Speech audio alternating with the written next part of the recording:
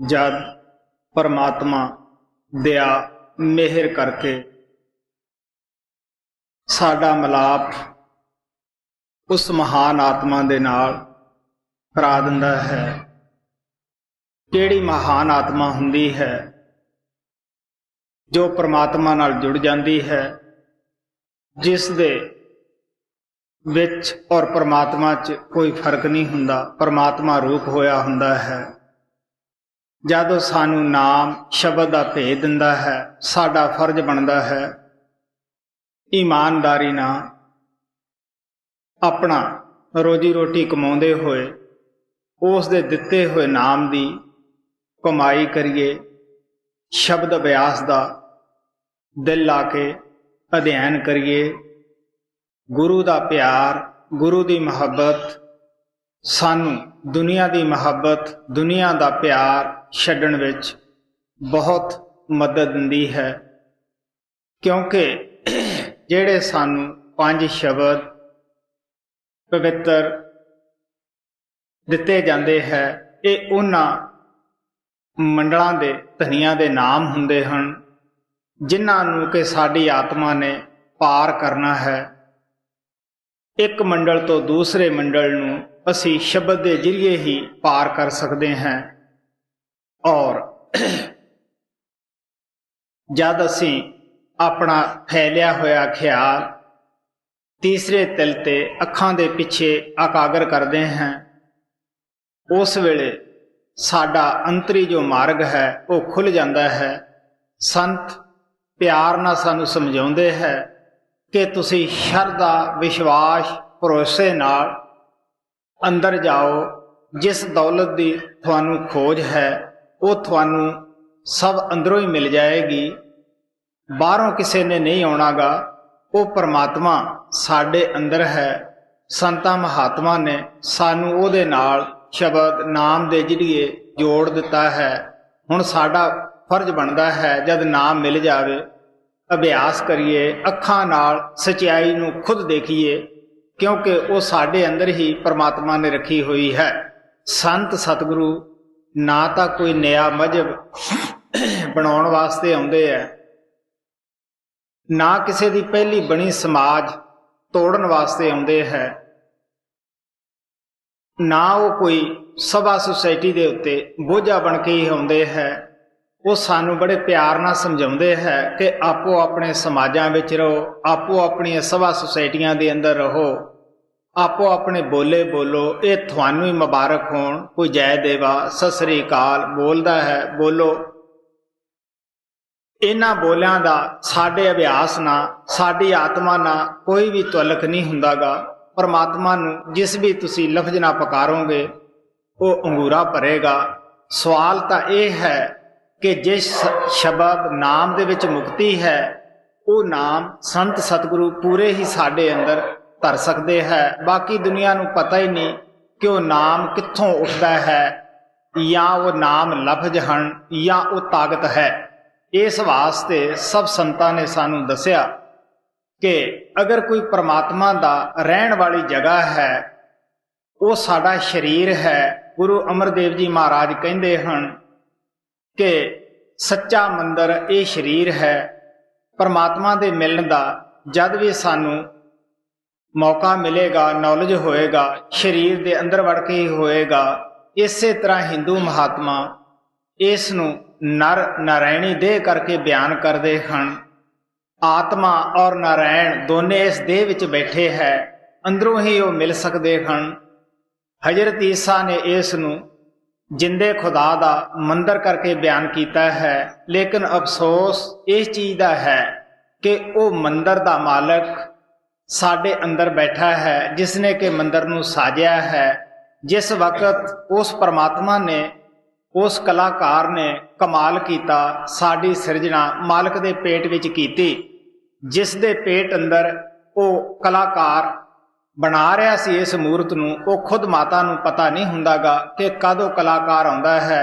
उहनूं पता है कि कित्थे अख लाउणी है, कित्थे नक लाउणा है, कित्थे हथ लाउणे है, कित्थे टट्टी पेशाब की जगह बनाउणी है, वो सब कुछ बना जाता है। अगर इन्हां चीज़ां नूं असीं अखां नाल देखदे हैं कि सब कुछ ਉਹ ਪ੍ਰਮਾਤਮਾ ਬਣਾਉਂਦਾ ਹੈ ਤਾਂ ਤੇ ਉਹ ਆਪਣੀ ਸੀਟ ਬੈਠਣ ਵਾਲੀ ਵੀ ਆਪਦੇ ਅੰਦਰ ਬਣਾਉਂਦਾ ਹੈ। ਜਦੋਂ ਆਪਣੇ ਬੈਠਣ ਵਾਲੀ ਸੀਟ ਖੁਦ ਆਪਣੇ ਅੰਦਰ ਬਣਾਉਂਦਾ ਹੈ ਤਾਂ ਉਹ ਖੁਦ ਹੀ ਉੱਥੇ ਬੈਠ ਜਾਂਦਾ ਹੈ। ਇਸ ਵਾਸਤੇ ਆਪ ਪਿਆਰ ਨਾਲ ਸਮਝਾਉਂਦੇ ਹੈ ਕਿ ਸੰਤ ਮਹਾਤਮਾ ਸਭ ਮਜ਼ਹਬਾਂ ਦਾ, ਸਭ ਧਰਮਾਂ ਦਾ ਆਦਰ ਸਤਿਕਾਰ ਕਰਦੇ ਹਨ। ਕਿਸੇ ਦਾ ਉਹ ਤੋੜਨ ਵਾਸਤੇ ਨਹੀਂ ਆਉਂਦੇਗੇ। ਫਰਕ ਇਤਨਾ ਹੁੰਦਾ ਹੈ ਕਿ ਦੁਨੀਆ ਦੇ ਸਮਾਜ ਸਾਰੇ ਰੀਤੀ ਰਿਵਾਜ ਦੇ ਵਿੱਚ, ਕਰਮਕਾਂਡ ਦੇ ਅੰਦਰ ਉਲਝੇ ਬੈਠੇ ਹੈ। ਸਭ ਦੀ ਨਜ਼ਰ ਅੱਜ ਛਿਲਕੇ ਦੇ ਉੱਪਰ ਹੈ, ਗਿਰੀ ਦੇ ਉੱਪਰ ਕਿਸੇ ਦੀ ਨਜ਼ਰ ਨਹੀਂ। ਸੰਤ ਮਹਾਤਮਾ ਸਾਡੀ ਬਾਹਰੋਂ ਨਜ਼ਰ ਛਿਲਕੇ ਤੋਂ ਹਟਾ ਕੇ ਉਹ ਗਿਰੀ ਨਾਮ ਦੇ ਉੱਤੇ ਲਾਉਂਦੇ ਹੈ, ਕਿਉਂਕਿ ਜਿਤਨਾ ਵੀ ਇਹ ਕਰਮਕਾਂਡ ਹੈ ਇਸ ਨੂੰ ਫੋਕਟ ਧਰਮ ਕਰਕੇ ਸਵਾਮੀ ਜੀ ਮਹਾਰਾਜ ਨੇ ਬਿਆਨ ਕੀਤਾ ਹੈ। ਫੋਕਟ ਧਰਮ ਪਕੜ ਕਰ ਜੂਝੇ, ਬੂਝੇ ਨਾ ਸ਼ਬਦ ਜੁਗਤ ਪਾਰਾ। ਜਿਸ ਅਭਿਆਸ ਨਾਲ ਅਸੀਂ ਪਾਰ ਹੋ ਸਕਦੇ ਹਾਂ ਉਹ ਅਸੀਂ ਕਰਦੇ ਨਹੀਂ ਗੇ। ਅਸੀਂ ਜਿਨ੍ਹਾਂ ਕਰਮਕਾਂਡਾਂ ਦਾ ਪਰਮਾਤਮਾ ਦੇ ਅੱਗੇ ਕੋਈ ਵੈਲਿਊ ਨਹੀਂ, ਕੋਈ ਕਦਰ ਨਹੀਂ, ਜਿਨ੍ਹਾਂ ਦਾ ਪਰਮਾਤਮਾ ਦੇ ਮਿਲਾਪ ਨਾਲ ਕੋਈ ਮਤਲਬ ਹੀ ਨਹੀਂਗਾ, ਆਪ ਕਹਿੰਦੇ ਆ ਉਸ ਨੂੰ ਅਸੀਂ ਦਿਨ ਰਾਤ ਕਰਨ ਲੱਗੇ ਪਏ ਹਾਂ। ਤੇ ਕਿਉਂ ਕਰਦੇ ਹਾਂ? ਜਿਤਨੀਆਂ ਸਮਾਜਾਂ ਅਸੀਂ ਬਣਾਈਆਂ ਹਨ ਸਭ ਸਾਡੇ ਮਨ ਨੇ ਬਣਾਈਆਂ ਹੈ। ਮਨ ਦੇ ਮਗਰ ਲੱਗ ਕੇ ਅਸੀਂ ਕੌਮ, ਮਜ਼ਹਬ, ਰਿਸ਼ਤੇ ਨਾਤੇ ਸਭ ਮਨ ਦੇ ਮਗਰ ਕਰਕੇ ਲੱਗਦੇ ਹਾਂ। ਦੁਸ਼ਮਣੀ ਪਿਆਰ ਵੀ ਅਗਰ ਅਸੀਂ ਕਰਦੇ ਹਾਂ ਉਹ ਵੀ ਆਪਣੇ ਮਨ ਦੇ ਆਖੇ ਕਰਦੇ ਹਾਂ। ਪਰਮਾਤਮਾ ਨੇ ਕੋਈ ਮਜ਼ਹਬ ਨਹੀਂ ਬਣਾਇਆ, ਕੋਈ ਸਮਾਜ ਨਹੀਂ ਬਣਾਇਆ, ਉਸਨੇ ਇਨਸਾਨ ਬਣਾਇਆ। ਸੰਤ ਕਹਿੰਦੇ ਆ ਤੁਸੀਂ ਹਿੰਦੂ, ਸਿੱਖ, ਮੁਸਲਮਾਨ ਮਗਰੋਂ ਬਣਿਓ, ਪਹਿਲਾਂ ਇਨਸਾਨ ਬਣ ਜਾਓ, ਕਿਉਂਕਿ ਇਨਸਾਨਾਂ ਦਾ ਉਹ ਪਰਮਾਤਮਾ ਇੱਕ ਹੈ। ਨਾ ਤਾਂ ਅਸੀਂ ਇਹ ਕਹਿ ਸਕਦੇ ਹਾਂ ਕਿ ਉਹ ਪਰਮਾਤਮਾ ਹਿੰਦੁਸਤਾਨ ਵਾਲਿਆਂ ਦਾ ਹੀ ਹੈ, ਉਹ ਹਿੰਦੁਸਤਾਨ 'ਚ ਰਹਿੰਦਾ ਹੈ, ਨਾ ਇਹ ਕਹਿ ਸਕਦੇ ਹਾਂ ਕਿ ਉਹ ਅਮਰੀਕਾ ਵਾਲਿਆਂ ਦਾ ਹੈ ਜਾਂ ਉਹ ਪਰਮਾਤਮਾ ਅਮਰੀਕਾ ਵਿੱਚ ਰਹਿੰਦਾ ਹੈ। ਉਹ ਤਾਂ ਹਰ ਇੱਕ ਦੇ ਔਰ ਵਜੂਦ ਦੇ ਵਿੱਚ ਬੈਠਾ ਹੈ। ਔਰ ਅਮਰੀਕਾ ਦੇ ਲੋਕਾਂ ਨੂੰ ਵੀ, ਹਿੰਦੁਸਤਾਨ ਦੇ ਲੋਕਾਂ ਨੂੰ ਵੀ ਜਨਮ ਇੱਕੇ ਤਰੀਕੇ ਨਾਲ ਹੁੰਦਾ ਹੈ ਔਰ ਇੱਕੇ ਤਰੀਕੇ ਨਾਲ ਮੌਤ ਆਉਂਦੀ ਹੈ। ਇਸ ਵਾਸਤੇ ਸੰਤ ਕਿਸੇ ਦਾ ਵੀ ਸਮਾਜ ਨਹੀਂ ਤੋੜਦੇਗੇ। ਉਹ ਕਹਿੰਦੇ ਹੈ ਕਿ ਸਮਾਜ ਇਨਸਾਨ ਨੇ ਬਣਾਏ, ਖੁਦ ਬਣਾ ਕੇ ਇਹਨਾਂ ਦੀ ਸ਼ਰਨ ਲੈ ਕੇ ਪਰਮਾਤਮਾ ਤੋਂ ਦੂਰ ਹੋ ਗਿਆ। ਔਰ ਅੱਜ ਅਸੀਂ ਕਿਸ ਤਰ੍ਹਾਂ ਇੱਕ ਦੂਸਰੇ ਨੂੰ ਬੁਰਾ ਭਲਾ ਕਹਿਣ ਤੇ ਲੱਗੇ ਹੋਏ ਹਾਂ। ਉਹ ਕਹਿੰਦਾ ਜੀ ਮੇਰਾ ਸਮਾਜ ਚੰਗਾ ਹੈ, ਉਹ ਕਹਿੰਦਾ ਜੀ ਮੇਰਾ ਚੰਗਾ ਹੈ, ਉਹ ਕਹਿੰਦਾ ਮੇਰਾ ਭਗਤੀ ਕਰਨ ਦਾ ਤਰੀਕਾ ਚੰਗਾ ਹੈ, ਉਹ ਕਹਿੰਦਾ ਮੇਰਾ ਚੰਗਾ ਹੈ।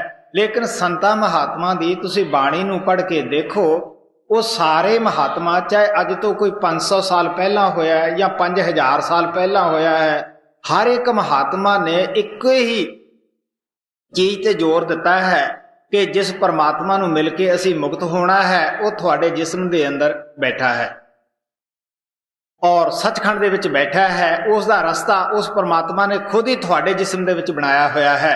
ਉਸ ਨੂੰ ਕੋਈ ਘਟਾ ਨਹੀਂ ਸਕਦਾ, ਕੋਈ ਵਧਾ ਨਹੀਂ ਸਕਦਾ, ਕੋਈ ਉਸ ਰਸਤੇ ਨੂੰ ਤਬਦੀਲ ਨਹੀਂ ਕਰ ਸਕਦਾਗਾ। ਉਹ ਉਤਨਾ ਹੀ ਪੁਰਾਣਾ ਹੈ ਜਿਤਨਾ ਕਿ ਇਨਸਾਨ ਪੁਰਾਣਾ ਹੈ। ਇਸ ਵਾਸਤੇ ਆਪ ਪਿਆਰ ਦੇ ਨਾਲ ਸਮਝਾਉਂਦੇ ਹੈ ਕਿ ਮਹਾਤਮਾ ਜਦ ਵੀ ਆਉਂਦੇ ਹੈ ਉਹ ਸਾਨੂੰ ਦੱਸਦੇ ਹੈ ਕਿ ਤੁਹਾਡੇ ਔਰ ਪਰਮਾਤਮਾ ਦੇ ਦਰਮਿਆਨ ਅਗਰ ਕੋਈ ਰੁਕਾਵਟ ਹੈ ਉਹ ਤੁਹਾਡੇ ਮਨ ਦੀ ਰੁਕਾਵਟ ਹੈ, ਹੋਰ ਕੋਈ ਵੀ ਰੁਕਾਵਟ ਨਹੀਂ ਗੀ। ਇਸ ਵਾਸਤੇ ਕਿਉਂ ਮਨ ਦੀ ਰੁਕਾਵਟ ਹੈ? ਮਨ ਜਿਹੜਾ ਹੈ ਇੱਥੇ ਅਸੀਂ ਦੁਨੀਆ ਦੀ ਤਰਫੋਂ ਜਾਗ ਪੈਨੇ ਹੈ, ਪਰਮਾਤਮਾ ਦੀ ਤਰਫੋਂ ਸੌ ਜਾਂਦੇ ਹੈ। ਹੁਣ ਸਵਾਮੀ ਜੀ ਮਹਾਰਾਜ ਦਾ ਸ਼ਬਦ ਤੁਹਾਡੇ ਅੱਗੇ ਰੱਖਿਆ ਜਾਂਦਾ ਹੈ। ਸਵਾਮੀ ਜੀ ਮਹਾਰਾਜ ਆਪ ਕਹਿੰਦੇ ਮੈਂ ਤੁਹਾਨੂੰ ਉਹ ਉਪਾਅ ਦੱਸਦਾ ਹਾਂ ਜਿਹਦੇ ਨਾਲ ਤੁਹਾਡਾ ਸੁੱਤਾ ਮਨ ਜਾਗ ਪਵੇ, ਤੁਹਾਨੂੰ ਤੁਹਾਡੇ ਘਰ ਦੀ ਯਾਦ ਆ ਜਾਵੇ ਕਿ ਸਾਡਾ ਕਿਹੜਾ ਘਰ ਹੈ। ਅਸੀਂ ਤਾਂ ਨਾਸਵਾਨ ਫਨਾਹ ਘਰਾਂ ਪਿੱਛੇ ਲੜਦੇ ਝਗੜਦੇ ਫਿਰਦੇ ਹਾਂ, ਉਹਨਾਂ ਚੀਜ਼ਾਂ ਪਿੱਛੇ ਲੜਦੇ ਹਾਂ ਜਿਨ੍ਹਾਂ ਨੇ ਸਾਡਾ ਸਾਥ ਨਹੀਂ ਦੇਣਾਗਾ। ਔਰ ਜਿਨ੍ਹਾਂ ਜਿਸ ਚੀਜ਼ ਨੇ ਸਾਡਾ ਸਾਥ ਦੇਣਾ ਹੈ, ਕਬੀਰ ਸਾਹਿਬ ਆਪਣੀ ਬਾਣੀ 'ਚ ਲਿਖਦੇ ਹੈ, ਸੂਰਾ ਸੋ ਪਹਿਚਾਨੀਏ ਜੋ ਲੜੇ ਦੀਨ ਕੇ ਹੇਤ, ਪੁਰਜਾ ਪੁਰਜਾ ਕੱਟ ਮਰੇ ਕਬੂ ਨ ਛਾੜੇ ਖੇਤ। ਕਿਹੜਾ ਸੂਰਮਾ ਹੈ ਜੋ ਆਪਣੇ ਦੀਨ ਦੀ ਖਾਤਰ ਲੜਦਾ ਹੈ। ਹੁਣ ਅਸੀਂ ਕਵਾਂਗੇ ਕਿ ਜੀ ਸਾਡਾ ਜਿਹੜਾ ਦੀਨ ਹੈ, ਹਿੰਦੂ ਹੈ, ਸਿੱਖ ਹੈ, ਜਿਸ ਸਮਾਜ ਦੇ ਵਿੱਚ ਅਸੀਂ ਪੈਦਾ ਹੋ ਜਾਂਦੇ ਹਾਂ ਉਸ ਨੂੰ ਅਸੀਂ ਆਪਣਾ ਦੀਨ ਸਮਝਣ ਲੱਗ ਜਾਂਦੇ ਹਾਂ। ਲੇਕਿਨ ਕਬੀਰ ਸਾਹਿਬ ਕਹਿੰਦੇ ਆ, ਡੂਬੋਗੇ ਰੇ ਬਾਪਰੇ ਬਹੁ ਲੋਗਨ ਕੀ ਕਾਨ, ਤਬ ਕੁਲ ਕਿਸ ਕਾ ਲਾਜ ਸੀ ਜਬ ਚੱਕ ਧਰਿਓ ਮਸਾਨ। ਭਰਾਵਾ ਮਸਾਣਾ ਦੇ ਵਿੱਚ ਜਦੋਂ ਧਰ ਲਿਆ ਉਦੋਂ ਕਿਹਨੇ ਪੁੱਛਣਾ ਹੈ ਇਹ ਕਿਹਦੀ ਜਾਤੀ ਹੈ। ਕਿਹਦਾ ਸਮਾਜ ਹੈ, ਕਿਸੇ ਦੀ ਜਾਤੀ ਪਾਤੀ ਇੱਥੇ ਅੱਗ ਵਿੱਚ ਸੜ ਜਾਣੀ ਹੈ, ਕਿਸੇ ਦੀ ਮਿੱਟੀ ਦੇ ਵਿੱਚ ਦੱਬੀ ਰਹਿ ਜਾਣੀ ਹੈ। ਲੋਕਾਂ ਦੀਆਂ ਜਿਹੜੀਆਂ ਧੂੜ ਹੈ ਉਹ ਸਾਡੀਆਂ ਅੱਖਾਂ ਦੇ ਵਿੱਚ ਪੈਂਦੀ ਹੈ, ਕੋਈ ਵਕਤ ਆਏਗਾ ਸਾਡੀ ਧੂੜ ਉੱਡ ਕੇ ਲੋਕਾਂ ਦੀਆਂ ਅੱਖਾਂ ਦੇ ਵਿੱਚ ਪਏਗੀ। ਇਸ ਵਾਸਤੇ ਮਹਾਤਮਾ ਪਿਆਰ ਨਾਲ ਕਹਿੰਦੇ ਆ, ਤੁਹਾਡਾ ਦੀਨ ਉਹ ਹੈ ਜੋ ਪ੍ਰਮਾਤਮਾ ਦਾ ਹੈ, ਔਰ ਸਾਡਾ ਉਹ ਘਰ ਹੈ ਜੋ ਪ੍ਰਮਾਤਮਾ ਦਾ ਹੈ। ਕਬੀਰ ਸਾਹਿਬ ਕਹਿੰਦੇ ਉਹ ਸੂਰਮਾ ਹੈ ਜਿਹੜਾ ਉਸ ਦੀਨ ਨੂੰ ਹਾਸਲ ਕਰਨ ਦੀ ਖਾਤਰ ਲੜੇ। ਪੁਰਜਾ ਪੁਰਜਾ ਕੱਟ ਮਰੇ ਕਬੂ ਨਾ ਸਾਡੇ ਖੇਤ। ਜਦ ਅਸੀਂ ਅਭਿਆਸ ਕਰਦੇ ਹਾਂ, ਫੈਲੇ ਹੋਏ ਖਿਆਲ ਨੂੰ ਤੀਸਰੇ ਤਿਲ ਤੇ ਇਕਾਗਰ ਕਰਦੇ ਹਾਂ, ਪਹਿਲਾਂ ਸਾਡੇ ਪੈਰ ਸੁੰਨ ਹੁੰਦੇ ਹੈ, ਕੀੜੀਆਂ ਜਲਾਉਂਦੀਆਂ ਹੈ, ਫਿਰ ਗਿੱਟੇ ਗੋਡੇ ਕਲਾਈਆਂ, ਹੌਲੀ ਹੌਲੀ ਸਾਰਾ ਸੁੰਨ ਹੋ ਕੇ ਸਰੀਰ ਅਸੀਂ ਇਸ ਜਗ੍ਹਾ ਪਹੁੰਚ ਜਾਂਦੇ ਹਾਂ ਜਿਸ ਨੂੰ ਮਹਾਤਮਾ ਜਿੰਦੇ ਜੀ ਮਰਨਾ ਕਹਿੰਦੇ ਹੈ। ਜਦ ਅਸੀਂ ਜਿੰਦੇ ਜੀ ਇੱਥੇ ਪਹੁੰਚ ਜਾਂਦੇ ਹਾਂ, ਮਰ ਜਾਂਦੇ ਹਾਂ, ਔਰ ਪ੍ਰਮਾਤਮਾ ਸਾਡੇ ਅੰਦਰ ਜਿਉਂਦਾ ਹੋ ਜਾਂਦਾ ਹੈ। ਫਿਰ ਜੋ ਕੁਝ ਬੋਲਦਾ ਹੈ ਉਹ ਪ੍ਰਮਾਤਮਾ ਹੀ ਬੋਲਦਾ ਹੈ, ਜੋ ਕੁਝ ਕਰਦਾ ਹੈ ਉਹ ਪ੍ਰਮਾਤਮਾ ਹੀ ਕਰਦਾ ਹੈ। ਇਨਸਾਨ ਆਪਣਾ ਆਪ ਖਤਮ ਕਰ ਦਿੰਦਾ ਹੈ, ਪ੍ਰਮਾਤਮਾ ਦੇ ਵਿੱਚ ਜਾ ਕੇ ਸਮਾ ਜਾਂਦਾ ਹੈ। ਇਸ ਨੂੰ ਗੁਰੂ ਨਾਨਕ ਸਾਹਿਬ ਕਹਿੰਦੇ ਆਪ ਛੋੜ ਗੁਰ ਮਾਹੇ ਸਮਾਏ। ਇਸ ਨੂੰ ਕਹਿੰਦੇ ਕਿ ਆਪਣੇ ਆਪ ਨੂੰ ਛੱਡ ਕੇ ਉਸ ਗੁਰੂ ਦੇ ਵਿੱਚ ਜਾ ਕੇ ਸਮਾ ਜਾਣਾ।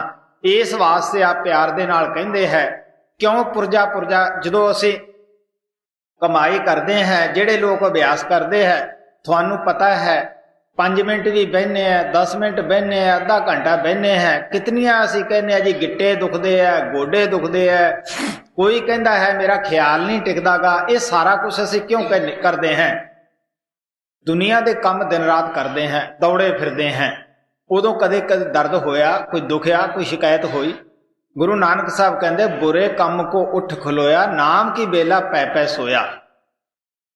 ਸਾਰਾ ਦਿਨ ਮਜ਼ਦੂਰੀ ਕਰਾ, ਹਰ ਸਿਮਰਨ ਵੇਲਾ ਬੱਜਰ ਸਿਰ ਪੜਾ। ਉਹ ਕਹਿੰਦੇ ਸਾਰਾ ਦਿਨ ਸਮਾਜ ਦਾ ਕੰਮ ਕਰਦਾ ਹੈ, ਬੱਚੇ ਬੱਚੀਆਂ ਦਾ ਕਰਦਾ ਹੈ, ਆਪਣੇ ਪੇਟ ਦਾ ਕਰਦਾ ਹੈ, ਇੰਦਰੀਆਂ ਦੇ ਭੋਗਾਂ ਦਾ ਕੰਮ ਕਰਦਾ ਹੈ। ਪੱਥਰ ਕਦ ਸਿਰ ਤੇ ਟਿਕਦਾ ਹੈ ਜਦ ਇਹ ਅਭਿਆਸ ਕਰਦਾ ਹੈ। ਉਸ ਵੇਲੇ ਕਹਿੰਦਾ ਮਹਾਰਾਜ ਅਭਿਆਸ ਨਹੀਂ ਹੁੰਦਾਗਾ।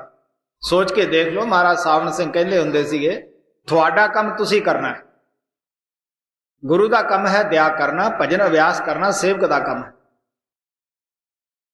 ਸਕੂਲ ਅੰਦਰ ਜਾਣਾ ਬੱਚੇ ਦਾ ਕੰਮ ਹੈ, ਬੱਚੇ ਦੀ ਡਿਊਟੀ ਹੈ, ਔਰ ਅੱਗੇ ਟੀਚਰ ਦੀ ਡਿਊਟੀ ਹੈ। ਬੱਚਾ ਸਕੂਲ 'ਚ ਜਾਂਦਾ ਹੈ, ਟੀਚਰ ਉਹਨੂੰ ਅੱਗੇ ਮਿਲੇਗਾ। ਸਾਡਾ ਸਕੂਲ ਕਿਹੜਾ ਹੈ? ਇਹ ਜਗ੍ਹਾ ਹੈ। ਤੀਸਰਾ ਤਿਲ ਹੈ, ਤੁਸੀਂ ਅਭਿਆਸ ਦੇ ਜਰੀਏ ਇੱਥੇ ਪਹੁੰਚ ਕੇ ਦੇਖੋ, ਜਿਸ ਗੁਰੂ ਨੇ ਤੁਹਾਨੂੰ ਨਾਮ ਦਿੱਤਾ ਤੁਹਾਥੋਂ ਪਹਿਲਾਂ ਮਿਲੇਗਾ। ਅੱਗੇ ਪਹੁੰਚਣ ਸਾਰ ਹੀ ਕਹੇਗਾ ਪਕੜੋ ਤੁਹਾਨੂੰ, ਚੱਲੋ ਉੱਪਰ। ਇਹ ਉਹਦੀ ਡਿਊਟੀ ਹੈ। ਉਹਦੇ ਵਾਸਤੇ ਦੂਰ ਔਰ ਨੇੜੇ ਦਾ ਕੋਈ ਫਰਕ ਨਹੀਂ ਪੈਂਦਾਗਾ। ਤੋ ਆਪ ਕਹਿੰਦੇ ਹੈ ਕਿ ਉਹ ਸੂਰਮਾ ਹੈ ਜਿਹੜਾ ਉਹ ਸਤਨਾਮ ਆਪਣੇ ਦੀਨ ਨੂੰ ਪ੍ਰਾਪਤ ਕਰਨ ਵਾਸਤੇ ਲੜਦਾ ਹੈ, ਕਿਉਂਕਿ ਮਨ ਇੰਦਰੀਆਂ ਦੇ ਨਾਲ ਸੰਘਰਸ਼ ਕਰਨਾ ਪੈਂਦਾ ਹੈ, ਆਪਣਾ ਆਪ ਵਾਰਨਾ ਪੈਂਦਾ ਹੈ, ਇੱਕ ਇੱਕ ਇੰਦਰੀ ਘੇਰਦੀ ਹੈ। ਗੁਰੂ ਨਾਨਕ ਸਾਹਿਬ ਕਹਿੰਦੇ ਨਹੀਂ ਤੇ 5 ਜਵਾਨ ਜੀਓ, ਉਹ 5 ਜਵਾਨ ਹੈ ਬਹਾਦਰ ਬਣ ਕੇ ਇਹਦੇ ਉਦਾਲੇ ਹੋ ਜਾਂਦੇ ਹੈ। ਗੁਰੂ ਨਾਨਕ ਸਾਹਿਬ ਕਹਿੰਦੇ ਉਨਸੇ ਰਾਖੈ ਬਾਪ ਨਾ ਮਾਈ, ਉਨਸੇ ਰਾਖੈ ਭੈਣ ਨਾ ਭਾਈ, ਦਰਬ ਸਿਆਣਪ ਨਾ ਉਹ ਰਹਤੇ, ਸਾਧ ਸੰਗ ਉਹ ਦੁਸ਼ਟ ਵਸ ਹੋਤੇ। ਕਹਿੰਦੇ ਨਾ ਮਾਂ ਬਚਾ ਸਕਦੀ ਹੈ ਉਹਨਾਂ ਤੋਂ, ਨਾ ਪੇ ਬਚਾ ਸਕਦਾ ਹੈ, ਉਹ ਵਿਚਾਰੇ ਆਪ ਇਸ ਬਿਮਾਰੀ ਦੇ ਵਿੱਚ ਗਰਸੇ ਹੁੰਦੇ ਹੈ। ਨਾ ਕੋਈ ਸਿਆਣਪ ਨਾਲ ਉਹ ਡਾਕੂ ਸਾਡਾ ਪਿੱਛਾ ਛੱਡਦੇ ਹੈ, ਨਾ ਕੋਈ ਧਨ ਦੌਲਤ ਖਰਚ ਕਰਨ ਦੇ ਨਾਲ ਉਹ ਸਾਡਾ ਪਿੱਛਾ ਛੱਡਦੇ ਹੈ। ਇੱਕੋ ਹੀ ਸਾਧਨ, ਇੱਕੋ ਹੀ ਤਰੀਕਾ ਹੈ ਕਿ ਕੋਈ ਕਮਾਈ ਵਾਲਾ ਮਹਾਤਮਾ ਸਾਨੂੰ ਮਿਲ ਜਾਵੇ, ਉਹ ਸਾਨੂੰ ਸ਼ਬਦ ਨਾਮ ਦਾ ਭੇਦ ਦੇ ਦੇਵੇ, ਅਸੀਂ ਉਹਦੇ ਕਹੇ ਮੁਤਾਬਕ ਆਪਣਾ ਜੀਵਨ ਢਾਲ ਲਈਏ। ਇਸ ਵਾਸਤੇ ਸਵਾਮੀ ਜੀ ਮਹਾਰਾਜ ਕਹਿੰਦੇ ਹੈ ਕਿ ਉਹ ਸੂਰਮਾ ਹੈ। ਕਬੀਰ ਸਾਹਿਬ ਕਹਿੰਦੇ ਹੈ ਕਿ ਜਿਹੜਾ ਆਪਣੇ ਦੀਨ ਦੀ ਖਾਤਰ ਲੜਦਾ ਹੈ। ਗਗਨ ਦਵਾਮਾ ਵਾਜਿਆ ਪੜਿਆ ਨਿਸ਼ਾਨੇ ਕਹੋ, ਖੇਤ ਜੋ ਮਾਂਡੇ ਸੂਰਮਾ ਅਬ ਜੂਝਣ ਕਾ ਦਾਓ। ਇਨਸਾਨੀ ਜਾਮੇ ਦੇ ਵਿੱਚ ਹੀ ਅਸੀਂ ਜੂਝ ਸਕਦੇ ਹਾਂ। ਦੁਨੀਆ ਨਾਲ ਲੜਨ ਵਾਸਤੇ ਸੰਤ ਨਹੀਂ ਪ੍ਰੇਰਦੇ। ਤੁਸੀਂ ਅੰਦਰ ਜਾ ਕੇ ਦੇਖੋ, ਜਿਤਨੀ ਵੀ ਬਾਣੀ ਲਿਖੀ ਹੈ ਸਭ ਅੰਦਰ ਦਾ ਫੋਟੋ, ਅੰਦਰ ਦਾ ਨਕਸ਼ਾ ਖਿੱਚ ਕੇ ਲਿਖੀ ਹੈ। ਅਸੀਂ ਲੋਕ ਕੀ ਕਰਦੇ ਹਾਂ, ਆਮਲ ਕੋਈ ਰਹਿੰਦਾ ਨੀਗਾ, ਆਮਲ ਹੋ ਜਾਂਦੇ ਹੈ। ਅਸੀਂ ਬਾਹਰ ਬਾਲ ਦੀ ਖੱਲ ਲਾਉਣ ਤੇ ਤੁਲੇ ਹੋਏ ਹਾਂ। ਹਰੇਕ ਆਦਮੀ ਉਸ ਨੂੰ ਬਾਹਰ ਮੁਖੀ ਢਾਲਣ ਦੀ ਕੋਸ਼ਿਸ਼ ਕਰਦਾ ਹੈ। ਸੋ ਸੰਤ ਮਹਾਤਮਾ ਕਹਿੰਦੇ ਤੁਸੀਂ ਅੰਦਰ ਜਾ ਕੇ ਜੋ ਸੰਤਾਂ ਨੇ ਬਾਣੀ ਉਚਾਰੀ ਹੈ ਦੇਖੋ ਤਾਂ ਸਹੀ ਕਿ ਕਿਸ ਤਰ੍ਹਾਂ ਉਹ 16 ਨੇ ਸਹੀ ਹੈ। ਅੰਦਰ ਜਾਣ ਵਾਲਾ ਕਦੇ ਕੋਈ ਝੂਠੀ ਕਰ ਹੀ ਨਹੀਂ ਸਕਦਾਗਾ। ਇਸ ਵਾਸਤੇ ਆਪ ਪਿਆਰ ਨਾਲ ਕਹਿੰਦੇ ਆ ਮਨ ਸਾਡਾ ਸਾਨੂੰ ਅੰਦਰ ਵੜਨ ਹੀ ਨਹੀਂ ਦਿੰਦਾਗਾ, ਉਹ ਘੇਰੀ ਫਿਰਦਾ ਹੈ। ਸੋ ਆਪ ਕਹਿੰਦੇ ਹੈ ਕਿ ਮੈਂ ਤੁਹਾਨੂੰ ਉਹ ਉਪਾਅ ਦੱਸਦਾ ਹਾਂ ਜਿਹਦੇ ਨਾਲ ਤੁਹਾਡਾ ਉਹ ਸੱਚਾ ਦੀਨ ਪ੍ਰਾਪਤ ਹੋ ਜਾਵੇ ਔਰ ਤੁਹਾਡਾ ਮਨ ਸੋਇਆ ਜਾਗ ਪਵੇ, परमात्मा की तरफों दुनिया की तरफों सौ जाओ जी। चेतावनी भाग दूसरा शब्द 19। सोता मन कस जागे पाई, सो पाओ मैं करूं बखान। सोता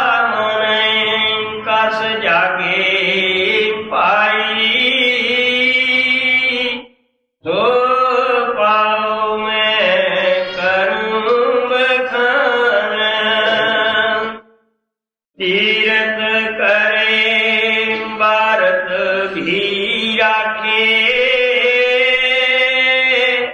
विद्या पढ़ के हुए सुजान।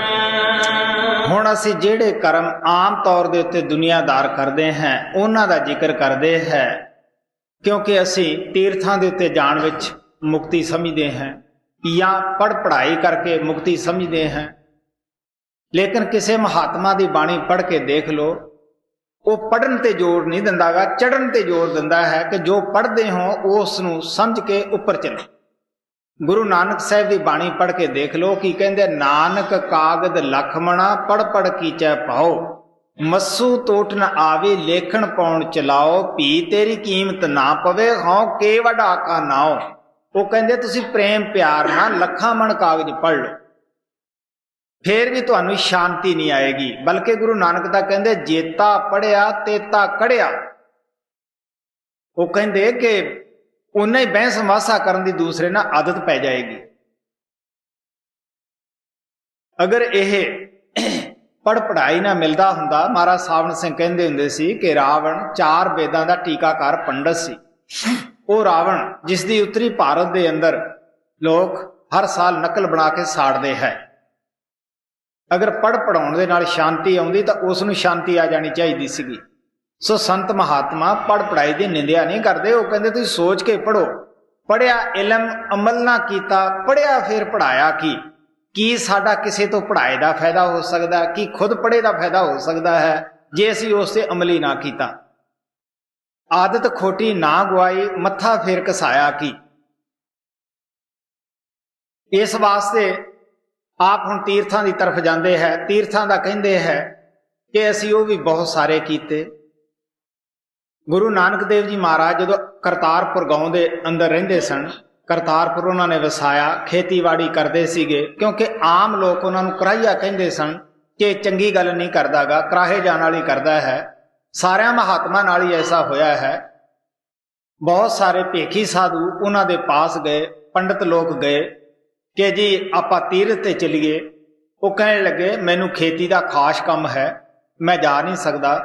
वो कहने लगे कि असीं पहलां ही सोचिया सी कि तुसीं तीर्थां दी निंदिया करदे हो तां नहीं जांदे। वो कहने लगे तुसीं इउं करो, असीं तुहाडे आयां दे नाल प्यार करांगे, रोटी करांगे, तुहाडी इज्जत करांगे। तुसीं ऐसा करो कि मैं तुहानू एक तूंबी दिना है, ये तुसीं तीर्थां दे उत्ते लै जाओ, इहदा इशनान करा लेना। जद तूंबी लगाए 68 तीर्थां का इशनान तूंबी नूं कराया, आप कीता। जद वापस करतारपुर गांव दे विच आए, क्योंकि संतां दी हर बात दे विच राज हुंदा है, उन्होंने उसे तूंबी दी सब्जी नूं कट के सब्जी बनाई। उन्हां वास्ते अच्छा खाना तैयार करके वो सब्जी उन्हां दे अगे रखी। उन्होंने जिहड़ी तूंबी सी वो कड़वी दे दित्ती सीगी कि इन्हां नूं समझाउणा आसान हो जाएगा। जद वो सब्जी मूँह नूं लाई, सिट दिती, सब ने थू थू किया कि तां महाराज कड़वी है। वो कहंदे ठीक है, ये तूंबी मैं तुहानू कड़वी दिती सी, 68 तीर्थ तुसीं कराए नहीं इहनूं। वो कहंदे जी असीं पहलां इसदा इशनान कराउंदे सी और उस तो बाद असीं आप करदे सन। गुरु नानक साहब कहने लगे देखो इहदे अंदर एक बीज दी ही जहर है। अगर तीर्थां दे पानी नाल इह बीज दी जहर जिहड़ी है वो दूर नहीं हुई ते ये जिहड़ी शरीर है, जिस्म है, ये भी एक तूंबी है। ਇਹਦੇ ਅੰਦਰ 5 किस्म की जहर है। काम की जहर है। अगर काम जहर ना होवे तो इंसान जानवरां वाला काम क्यों करे? कितने कितने भैड़े खोटे कर्म कर बैठा है, कत्ल कर बैठा है। और क्रोध अगर यह ना होवे तो क्यों एक समाज दूसरे दे नाल लड़दा फिरे, भाई भाई दा सिर गाजर मूली की तरह ला दिंदा है। ये सारे क्रोध दे कारे है। तो कहते 5 किस्म की जहर जिहड़ी है इस तूंबी दे अंदर, शरीर दे अंदर किवें दूर होएगी? आपने शब्द उचारिया, नामण चले तीर्थी मन खोटे तन चोर, एक भौलथी नातिया 2 पाचड़ी असहोर, बाहरों धोती तूंबड़ी अंदर बिस नकोर, साध भले अणनातिया चोर से चोरा चोर। आप कहने लगे कि तीर्थ जितने हैं वो कमाई वाले साधां दे पैरां नूं तूड़ी नूं लोचदे है। क्यों लोचदे है? वो कहंदे है कि साडे अंदर भोगी लोग शराबी कबाबी आके नहाउंदे है, वो सानू पापां नाल होर लगदे है। किसे महात्मा दी तूड़ी साडे विच पवे, साडी भी कोई मुक्ति हो जावे। इस वास्ते आप कहंदे है जितने तीर्थ देवी थापे सब तितने लोचे, धूड़ साधु की ताई। गुरु रामदास जी महाराज कहते हैं महात्मा की धूड़ी नूं लोचदे है। ये तीर्थ जितने भी बने हैं तुसीं इन्हां दी महानता नूं पढ़ के देख लो। हरद्वार है, असीं उस नूं क्यों अच्छी कहने हैं?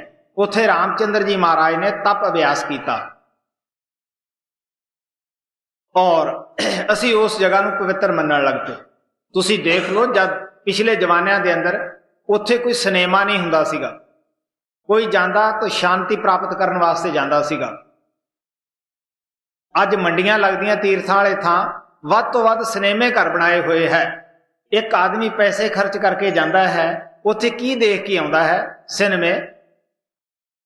तीर्थां दी महानता ही होर कुछ बना दी लोकां ने। इसे तरह तुसीं श्री अमृतसर साहिब नूं असीं क्यों पवित्र कहने हैं? उत्थे साडे गुरु साहिबाना ने तप अभ्यास किया, लोकां नूं नाम दा भेद दिता, शब्द नाम का प्रचार किया। और इस वास्ते हौली हौली जदों महात्मा चले जाते हैं उत्थे असीं रीति रिवाज चला लेने हैं। महात्मा की जो सच्चाई हुंदी है, असलीयत हुंदी है, जिहदे पिछे सारी जिंदगी उन्होंने संघर्ष किया हुंदा है, असीं उस तलीम नूं ही दबा लेने हैं, छुपा लेने हैं। उन्हां दी तलीम नूं जिलियां च सूबियां च फिर असीं बंद करना चाहुंदे हैं। ये क्यों करते हैं बई? अपनी मान वडेई की खातर, पेट की खातर। नहीं तो वो जिहड़े महात्मा आउंदे है उन्हां दे जीवन काल का समा पढ़ के देख लो, सारे समाजां नाल प्यार करते हैं, सारे समाज के लोग उन्हां दे सेवक हुंदे है। जिहड़े महात्मा कुल आलम वास्ते आउंदे है उहनूं असीं अपना अपना करके दूजिआं नूं नफरत करा देनी, ऐदों वध असीं उन्हां मालक दे प्यारिआं नाल की बेइनसाफी कर सकते हैं? इस वास्ते आप प्यार दे नाल समझाउंदे आ कि असीं तीर्थ भी कीते और वर्त भी रखे। क्योंकि बहुत सारे लोग कोई 2 दिन का वर्त रखता, 3 दिन का वर्त रखता है। वर्त का मतलब तो इतने हुंदा है कि असीं संयम दे विच खाइए। महात्मा सानू दसदे लोग थोड़े दिनों का वर्त रखते हैं, लेकिन जिहड़े मालक दे प्यारे आ जिंदगी भर दा पालन करते हैं। संयम दे विच खाना, संयम दे विच रहना। महाराज सावण सिंह कहंदे हुंदे ये कोई दुनियाई है कि पहला पेट नूं अच्छी तरह भर लेना, फिर चूरना, उसनूं हजम करना। मैं बहुत सारे आदमी वर्त रखते देखे है और उन्हां दी की हालत हुंदी है कि दिने नहीं खाना या सूरज चढ़ते तो पहला पहला ज्यादा खा लेना है, तो या जदों वर्त छड्डना है उदों 2 दिनों का इकट्ठा ही खा लेना है। साडा पुरोहित हुंदा सी पंडित, उन्हें मंगलवार वाले दिन आउणा। जे उन्होंने खाना कहना क्यों बई, वो कहता वर्त रखिया है। हाँ, जे मिठा भोजन दो तो मैं छड़ सकता है। चूरी दो, खीर दो, प्रसाद दो तो वर्त समाप्त है। अगर ये चीज़ां नहीं देंदे तो वर्त है। असी खुद करते रहे हैं ये काम,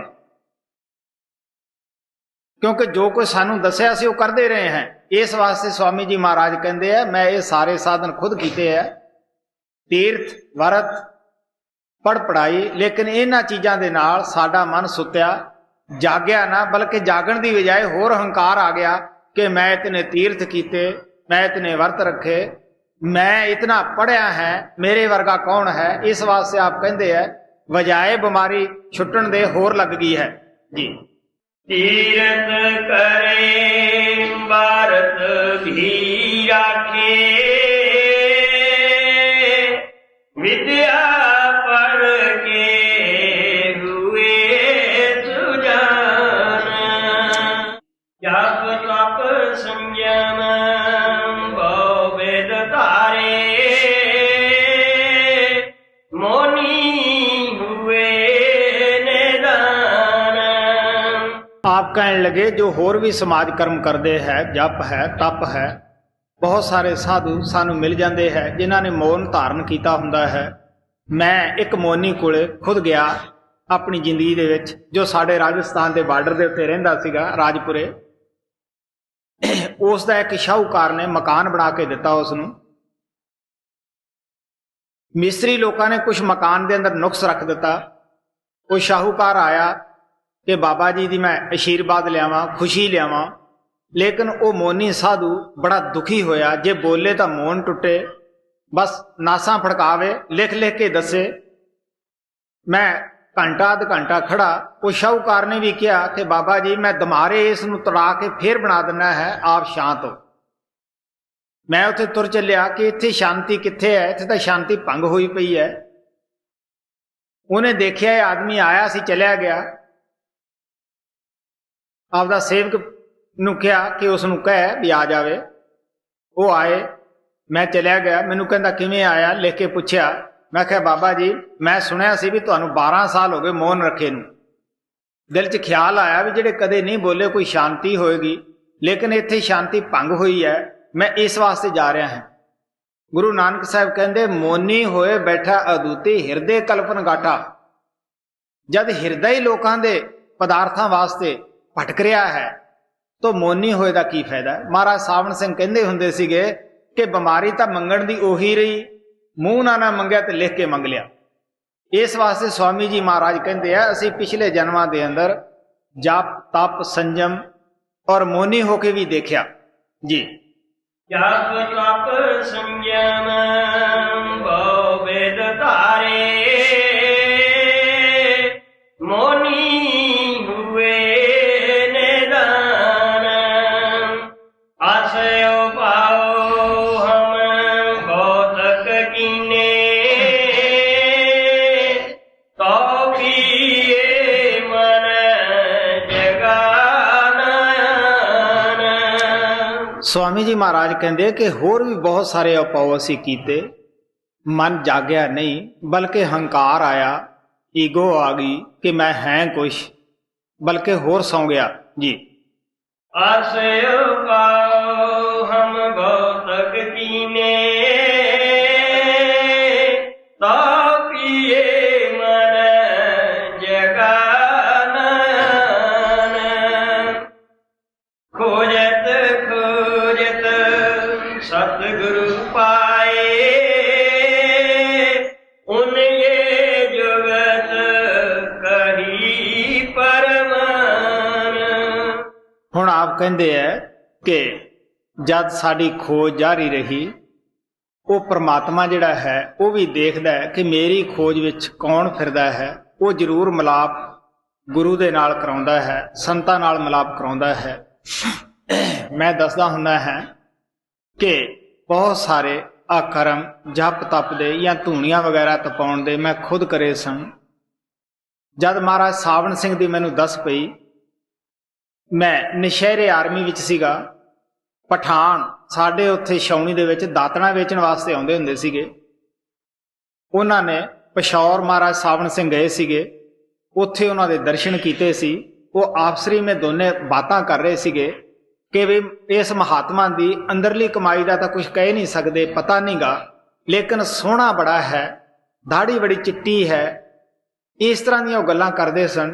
मैं उन्होंने पूछया, दातना भी लईआं और पूछया तुसीं किहदी गल करदे हो।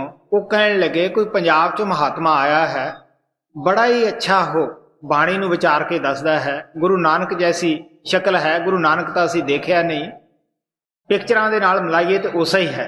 मैं अपने कमांडर कोले गल कीती कि पठान ਇਸ ਤਰ੍ਹਾਂ ਦੀ ਸਿਫਤ ਕਰਦੇ ਆ। ਕੋਈ ਪਿਸ਼ੌਰ ਤੋਂ ਮਹਾਤਮਾ ਆਇਆ ਹੈ, ਤੁਹਾਨੂੰ ਵੀ ਮਹਾਤਮਾ ਨੂੰ ਮਿਲਣ ਦਾ ਬੜਾ ਸ਼ੌਕ ਹੈ।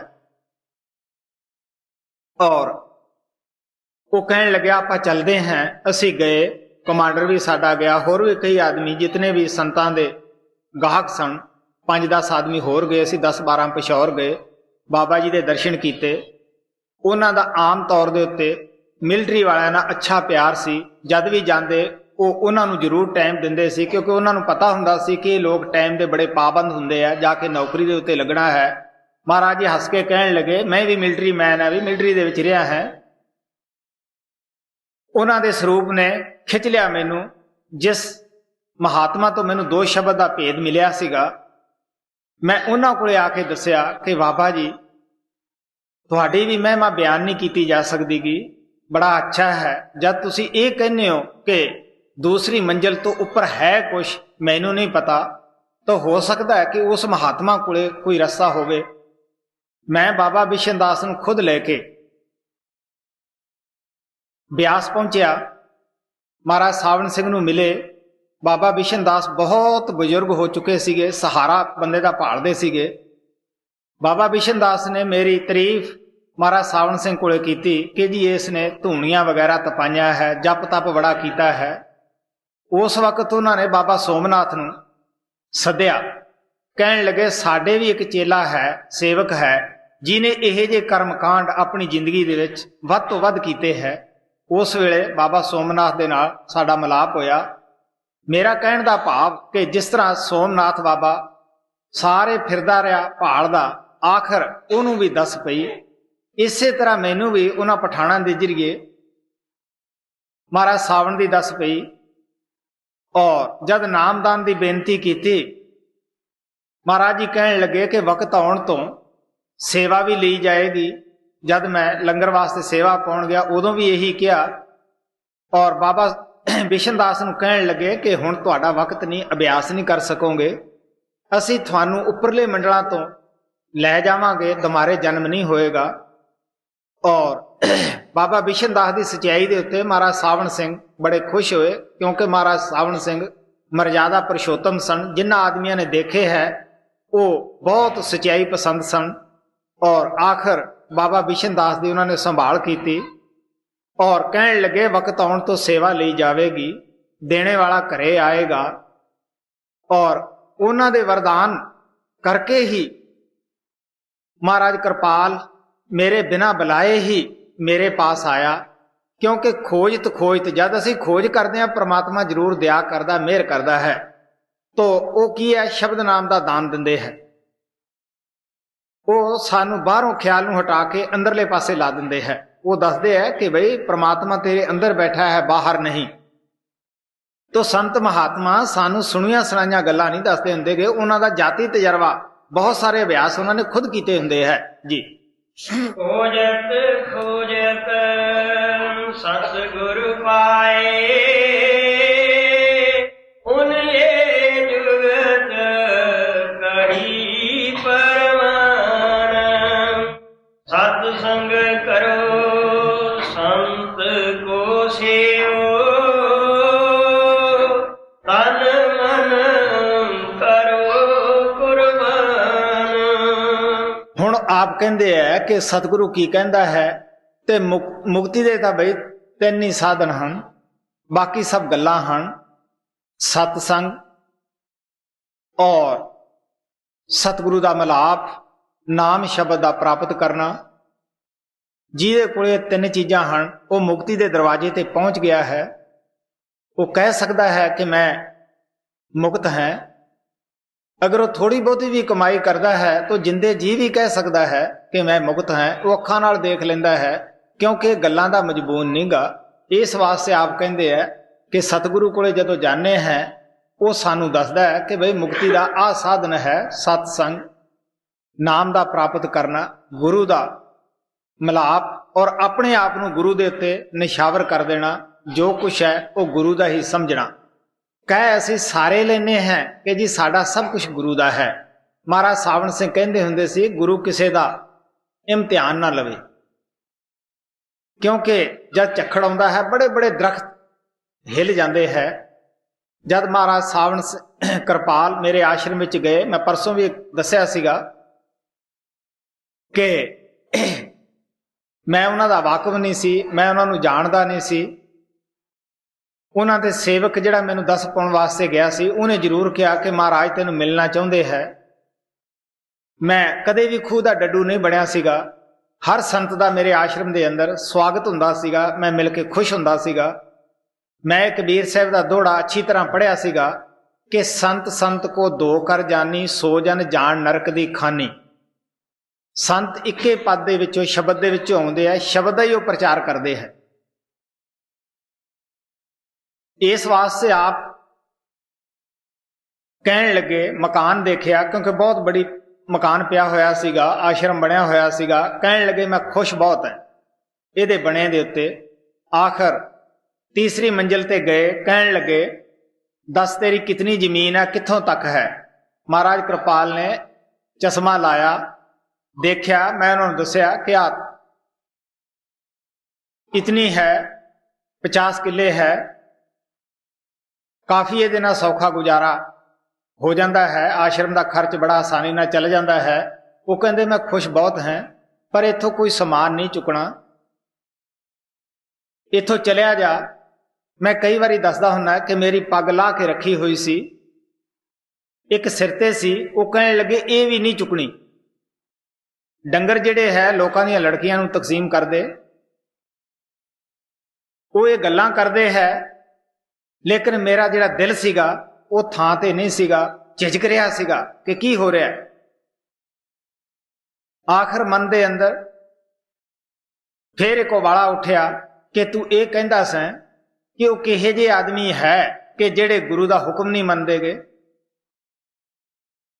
ਕਿਉਂਕਿ ਮੈਂ ਸਿੱਖ ਇਤਿਹਾਸ ਪੜ੍ਹਿਆ ਸੀਗਾ, ਅੱਛੀ ਤਰ੍ਹਾਂ ਅਧਿਐਨ ਕੀਤਾ ਹੋਇਆ ਸੀਗਾ। ਉਹਦੇ ਵਿੱਚ ਇੱਕ ਸਾਖੀ ਆਉਂਦੀ ਹੈ ਕਿ ਜਦ ਗੁਰੂ ਗੋਬਿੰਦ ਸਿੰਘ ਨੂੰ ਮੁਗਲ ਫੌਜਾਂ ਨੇ ਘੇਰਾ ਪਾ ਲਿਆ, ਕਿਉਂਕਿ ਉਹਨਾਂ ਨੇ ਜ਼ੁਲਮ ਦੀ ਖਾਤਰ ਤਲਵਾਰ ਚੱਕੀ ਸੀ, ਕਿਸੇ ਕੌਮ ਮਜ਼ਹਬ ਦੀ ਖਾਤਰ ਨਹੀਂ ਚੱਕੀ ਸੀਗੀ। ਘੇਰਾ ਪਾ ਲਿਆ, ਕੁਛ ਉਹਨਾਂ ਦੇ ਸੇਵਕ ਨਾਰਾਜ਼ ਹੋ ਗਏ, ਕਹਿਣ ਲੱਗੇ ਤੂੰ ਤਾਂ ਨਿਤ ਜੰਗ ਛੇੜੀ ਰੱਖਦਾ ਹੈ, ਅਸੀਂ ਜਾਣੇ ਹਾਂ। ਗੁਰੂ ਸਾਹਿਬ ਕਹਿਣ ਲੱਗੇ ਬਈ ਤੁਸੀਂ ਲਿਖ ਕੇ ਰੱਖ ਜਾਓ, ਜਿਹਨੇ ਜਾਣਾ ਹੈ, ਮੈਂ ਕਿਸੇ ਦੇ ਉੱਤੇ ਬਾਤ ਨਹੀਂ ਥੋਪਦਾਗਾ। ਮਾਝੇ ਦੇ ਜਿਹੜੇ ਸੇਵਕ ਸਨ ਉਹ ਲਿਖ ਕੇ ਦੇ ਗਏ ਕਿ ਤੂੰ ਸਾਡਾ ਗੁਰੂ ਨਹੀਂ। ਘਰੇ ਗਏ, ਔਰਤਾਂ ਨੇ, ਘਰ ਵਾਲੀਆਂ ਨੂੰ ਵੀ ਨਾਮ ਸੀ, ਉਹਨਾਂ ਨੇ ਪੁੱਛਿਆ ਕਿਉਂ ਬਈ ਗੁਰੂ ਦਾ ਕੀ ਹਾਲ ਹੈ, ਕੀ ਉਹ ਰਾਜੀ ਖੁਸ਼ੀ ਹਨ। ਉਹ ਕਹਿੰਦੇ ਅਸੀਂ ਤਾਂ ਬੇਦਾਵਾ ਲਿਖ ਕੇ ਦੇ ਆਏ ਹਾਂ। ਉਹ ਕਹਿਣ ਲੱਗੀਆਂ ਤੁਸੀਂ ਸਾਡੇ ਵਾਲੇ ਕੱਪੜੇ ਪਹਿਨੋ, ਚੂੜੀਆਂ ਪਹਿਨੋ, ਘਰੇ ਖਾਣਾ ਦਾਣਾ ਤਿਆਰ ਕਰੋ, ਅਸੀਂ ਜਾਂਦੀਆਂ। ਆਖਰ ਉਹਨਾਂ ਦੇ ਦਿਲ ਨੂੰ ਬੜਾ ਦੁੱਖ ਹੋਇਆ, ਉਹ ਵਾਪਸ ਗਏ। ਗੁਰੂ ਸਾਹਿਬ ਉਦੋਂ ਨੂੰ ਆਨੰਦਪੁਰ ਛੱਡ ਚੁੱਕੇ ਸੀਗੇ। ਖਦਰਾਣੇ ਦੀ ਢਾਬ ਜਿਹੜਾ ਅੱਜ ਕੱਲ੍ਹ ਮੁਕਤਸਰ ਸਾਹਿਬ ਵੱਜਦਾ ਹੈ, ਉੱਥੇ ਉਹ ਗਏ। ਇੱਕ ਮਾਤਾ ਭਾਗੋ, ਇੱਕ ਭਾਈ ਮਹਾ ਸਿੰਘ, ਬਾਕੀ ਸਾਰੇ ਉੱਥੇ ਮੁਗਲ ਫੌਜਾਂ ਨਾਲ ਲੜ ਕੇ ਸ਼ਹੀਦ ਹੋ ਗਏ। ਇਹ ਦੋ ਜਿੰਦੇ ਸਨ। ਗੁਰੂ ਗੋਬਿੰਦ ਸਿੰਘ ਜੀ ਜਦ ਉਹਨਾਂ ਦੇ ਪਾਸ ਗਏ, ਉਹਨਾਂ ਨੂੰ ਪੁੱਛਣ ਲੱਗੇ, ਉਹ ਸਹਿਕਦੇ ਸੀ, ਮੂੰਹ ਧੋਤਾ, ਰੁਮਾਲ ਫੇਰਿਆ ਮੂੰਹ ਦੇ ਉੱਤੇ, ਕਹਿਣ ਲੱਗੇ ਬੋਲੋ ਬਈ ਤੁਸੀਂ ਕੀ ਮੰਗਦੇ ਹੋ, ਕੀ ਤੁਸੀਂ ਤੁਹਾਨੂੰ ਰਾਜ ਦੇ ਦਈਏ, ਕੀ ਦਈਏ। ਉਹ ਕਹਿਣ ਲੱਗੇ ਕਿ ਮਹਾਰਾਜ ਜੀ ਨਾ ਤਾਂ ਅਸੀਂ ਤੁਹਾਨੂੰ ਇਹ ਕਹਿੰਦੇ ਸਾਡਾ ਪਰਦਾ ਖੋਲੋ, ਨਾ ਇਹ ਕਹਿੰਦੇ ਸਾਨੂੰ ਰੱਬ ਦਿਖਾਓ, ਨਾ ਇਹ ਕੋਈ ਦੁਨੀਆ ਦਾ ਰਾਜਪਾਟ ਮੰਗਦੇ ਹੈ, ਸਾਡੀ ਟੁੱਟੀ ਗੰਢ ਦਿਓ। ਉਹ ਕਹਿੰਦੇ ਮਹਾ ਸਿੰਘ ਮੈਂ ਸਾਰਾ ਕੁਝ ਉੱਥੇ ਛੱਡਿਆ ਹੈ, ਲੇਕਿਨ ਉਹ ਕਾਗਜ਼ ਬੜਾ ਜ਼ਰੂਰੀ ਕਰਕੇ ਕੋਲੇ ਰੱਖਿਆ ਹੈ, ਉਹਦੇ ਵਿੱਚ ਤੁਸੀਂ ਜ਼ਰੂਰ ਲਿਖਿਆ ਹੈ ਕਿ ਤੂੰ ਸਾਡਾ ਗੁਰੂ ਨਹੀਂ। ਮੈਂ ਤਾਂ ਕਿਤੇ ਨਹੀਂ ਲਿਖਿਆ ਵੀ ਤੁਸੀਂ ਮੇਰੇ ਸਿੱਖ ਨਹੀਂ ਗੇ। ਇਹ ਹੈ ਦਿਆਲੂ ਗੁਰੂ ਦੀ ਵਡਿਆਈ। ਜਿਹਨੂੰ ਨਾਮ ਦਿੰਦਾ ਹੈ ਉਹ ਭਾਵੇਂ ਛੱਡ ਜਾਵੇ, ਲੇਕਿਨ ਉਹ ਨਹੀਂ ਛੱਡਦਾਗਾ। ਤੋ ਦਿਲ 'ਚ ਖਿਆਲ ਆਇਆ ਕਿ ਤੂੰ ਰੋਜ਼ ਪੜ੍ਹਦਾ ਹੁੰਦਾ ਸੈਂ, ਕਿ ਅੱਜ ਗੁਰੂ ਅਗਰ ਹੁਕਮ ਦਿੰਦਾ ਹੈ ਤੂੰ ਕਿਉਂ ਨਹੀਂ ਮੰਨਦਾਗਾ। ਮੈਂ ਕਹਿਣਾ ਹੁੰਦਾ ਹੈ ਕਿ ਹੁਕਮ ਮੰਨਣਾ ਬੜਾ ਔਖਾ ਹੈ, ਕਿਉਂਕਿ ਕੀ ਪਤਾ ਕਿਸੇ ਨੂੰ ਉਹਨੇ ਕੀ ਹੁਕਮ ਦੇਣਾ ਹੈ। ਔਰ ਉਸਨੇ ਵਾਅਦਾ ਕੀਤਾ ਕਿ ਕਿਸੇ ਸੰਮੇਲਨ 'ਚ ਨਹੀਂ ਆਉਣਾ, ਕਿਸੇ ਵੀ ਰਾਜਨੀਤੀ ਆਦਮੀ ਨਾਲ ਤੁਲਕ ਨਹੀਂ ਰੱਖਣਾ, ਆਪਣਾ ਅਭਿਆਸ ਕਰਨਾ ਹੈ। ਮੈਂ ਖੁਦ ਆਉਂਗਾ। ਔਰ ਆਪਣੇ ਬਚਨ ਦਾ ਬੱਧਾ ਹੋਇਆ, ਕਿਉਂਕਿ ਸੰਤ ਜੋ ਬਚਨ ਦਿੰਦੇ ਹੈ ਉਹ ਪੂਰਾ ਕਰਦੇ ਹੈ। ਉਹ ਖੁਦ ਆਪਣੇ ਬਿਮਾਰੀ ਦੇ ਦਿਨਾਂ 'ਚ ਵੀ ਮੇਰੇ ਕੋਲ ਪਹੁੰਚਦਾ ਰਿਹਾ। ਕੋਈ ਉਹਨੇ ਕਿਸੇ ਤੋਂ ਸਰਟੀਫਿਕੇਟ ਨਹੀਂ ਲੈਣਾ, ਕੋਈ ਪ੍ਰਵਾਨਾ ਨਹੀਂ ਲੈਣਾ ਕਿ ਮੈਂ ਫਲਾਣੇ ਥਾਂ ਜਾ ਰਿਹਾ ਹਾਂ। ਗੁਰੂ ਦੀ ਮੌਜ ਨੂੰ ਕੀ ਸਮਝ ਸਕਦਾ ਕੋਈ? ਉਹ ਦੇਹ ਨਹੀਂ, ਉਹ ਸ਼ਬਦ ਹੈ। ਉਹ ਅੱਖ ਮੀਚ ਕੇ ਸੱਚਖੰਡ ਜਾਂਦਾ ਹੈ ਕਿ ਉਹ ਦੁਨੀਆ ਦੇ ਵਿੱਚ ਨਹੀਂ ਜਾ ਕੇ ਕਿਸੇ ਸੇਵਕ ਨੂੰ ਸਾਂਭ ਸਕਦਾਗਾ, ਸਾਂਭਦਾ ਹੈ। ਜਿਸ ਵਕਤ ਉਹ ਸਤਸੰਗ ਕਰਦਾ ਹੈ, ਸੌਂਦਾ ਹੈ, ਉਸ ਵੇਲੇ ਕਿਸੇ ਦੀ ਸੰਭਾਲ ਵੀ ਕਰੀ ਜਾਂਦਾ ਹੈ। ਸਾਡੇ ਪਾਸ ਅਨੇਕਾਂ ਐਸੇ ਪ੍ਰਮਾਣ ਮਿਲਦੇ ਹੈ ਕਿ ਫਲਾਣੇ ਵਕਤ ਸੰਭਾਲ ਕੀਤੀ, ਸਾਡਾ ਫਲਾਣਾ ਰਿਸ਼ਤੇਦਾਰ ਮਰ ਰਿਹਾ ਸੀਗਾ। ਇਸ ਵਾਸਤੇ ਆ ਪਿਆਰ ਦੇ ਨਾਲ ਕਹਿੰਦੇ ਆ ਕਿ ਉਹ ਕੀ ਕਹਿੰਦਾ ਹੈ, ਗੁਰੂ ਸਤਸੰਗ ਨਾ ਛੱਡੋ। ਮਹਾਰਾਜ ਕਿਰਪਾਲ ਕਹਿੰਦੇ ਹੁੰਦੇ 100 ਕੰਮ ਛੱਡ ਕੇ ਸਤਸੰਗ ਵਿੱਚ ਜਾਓ। ਨਾਮ ਦੀ ਕਮਾਈ ਨਾ ਛੱਡੋ। ਉਹ ਕਹਿੰਦੇ ਹੁੰਦੇ ਸੀ 1000 ਕੰਮ ਛੱਡ ਕੇ ਅਭਿਆਸ ਕਰੋ। ਫਿਰ ਕਹਿੰਦੇ ਹੁੰਦੇ ਸੀ ਕਿ ਤਨ ਮਨ ਜਿਹੜਾ ਹੈ ਉਹ ਸੰਤਾਂ ਤੇ ਕੁਰਬਾਨ ਕਰ ਦਿਓ। ਸੰਤ ਨਾ ਤੁਹਾਡੇ ਤਨ ਦੇ ਭੁੱਖੇ ਆ, ਨਾ ਮਨ ਦੇ ਭੁੱਖੇ ਆ, ਨਾ ਤਨ ਦੇ ਭੁੱਖੇ ਹੈ। ਲੇਕਿਨ ਸੇਵਕ ਦਾ ਇਹਦੇ ਵਿੱਚ ਫਾਇਦਾ ਹੈ। ਅਗਰ ਗੁਰੂ ਦਾ ਤਨ ਸਮਝੇਗਾ ਤਾਂ ਅਸੀਂ ਇਹਨੂੰ ਵਿਸ਼ੇ ਵਕਾਰਾਂ ਦੇ ਵਿੱਚ ਨਹੀਂ ਖਰਾਬ ਕਰਾਂਗੇ, ਇਹਨੂੰ ਅਪਵਿੱਤਰ ਨਹੀਂ ਕਰਾਂਗੇ, ਪਵਿੱਤਰ ਰੱਖਾਂਗੇ। ਅਗਰ ਧੰਨ ਗੁਰੂ ਦਾ ਸਮਝਾਂਗੇ, ਅਸੀਂ ਵਿਸ਼ੇ ਵਕਾਰਾਂ ਤੇ ਸ਼ਰਾਬਾਂ ਕਬਾਬਾਂ ਤੇ ਨਹੀਂ ਲਾਵਾਂਗੇ। ਗੁਰੂ ਦਾ ਸਮਝਾਂਗੇ ਕਿ ਉਹ ਨਾਰਾਜ਼ ਹੋਏਗਾ।